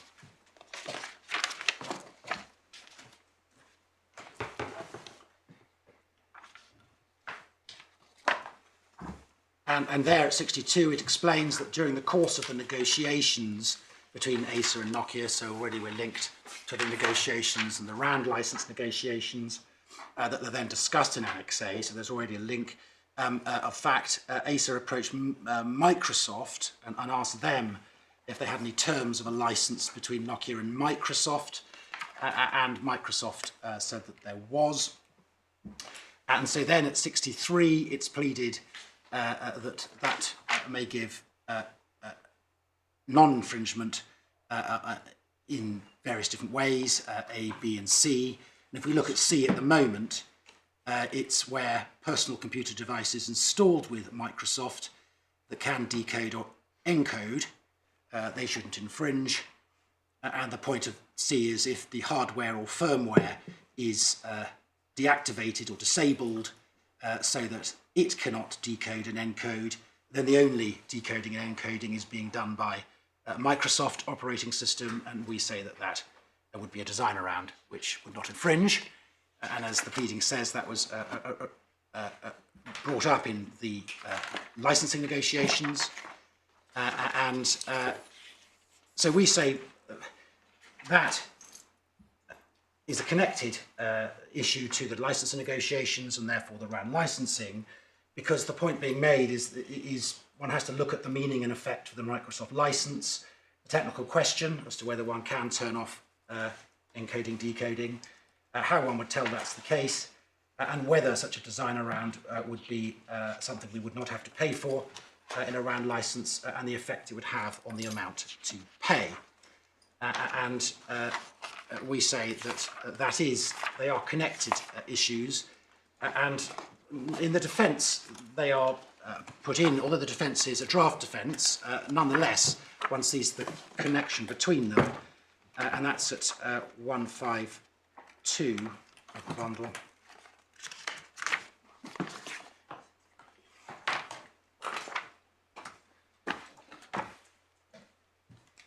This is their defence at F, where they, Nokia, take issue with relying on rate setting and that it would make any difference to the rate. You see that at the end of the paragraph, and that it shouldn't make a difference to the rate being set. And these are issues that were raised, as the pleading says, in the negotiations for a RAND licence, and we say, therefore, properly under 4A, these are issues where Nokia have accepted that the issue of whether or not these matters are non-infringing and whether changed products would be non-infringing is to be heard by the court. But the other point that was also discussed is whether or not that affects the rate and the RAND issues that they say should not, and we say no, Gateway 4 applies, and it does arise out of the same or closely connected facts, and it's right that the court hears them all. So for those reasons... Say to the submission that this is looking at it through the wrong end of the telescope, as it was put.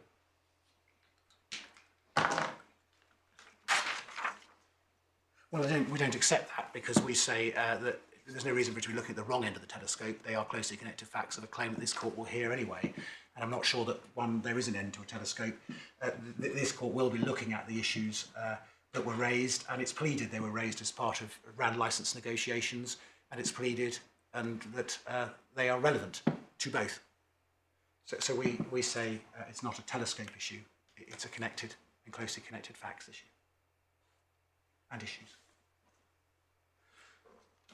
My Lords, for those reasons we say that the claim does pass through Gateway 11, Gateway 4A and Gateway 16A, and then tomorrow morning I will then turn very briefly to case management stay, but then turn to the arbitration issues more and the specific issues on the interim declarations. Well, you were chipped away at a little in terms of time today. Are we on track to finish tomorrow morning by the lunch break? I was indeed chipped away. Of course, it's an open question, just so we can... I would hope that we are, my Lord. My learned friend and I had discussed him ending at 3, and that would give him 15 minutes of reply. I think he ended at 3:15, but I'm also very cognizant that this court needs to finish at 1, and so overnight I have the benefit of cutting my cloth a little bit to try to ensure that is done. Thank you. And I will do so. All right, 10:30 tomorrow. My Lord, can I just impose with 30 seconds of chipping my own? I apologise. It's just my learned friend today has indicated to my Lord Justice Arnold he might be willing to amend his pleading and take parts out. Now, I didn't take my Lords through all of the issues in his pleading at all. We've been inviting an amended pleading since well before the hearing before Mr. Justice Mellor. So if he's indicating he is willing to trim his pleading so as to reflect the current law on the Gateway, we'd be very grateful if he could provide a proposed amended pleading overnight for us to have a look at it. I think that would be helpful. Just deleting the unnecessary bits. All rise at table.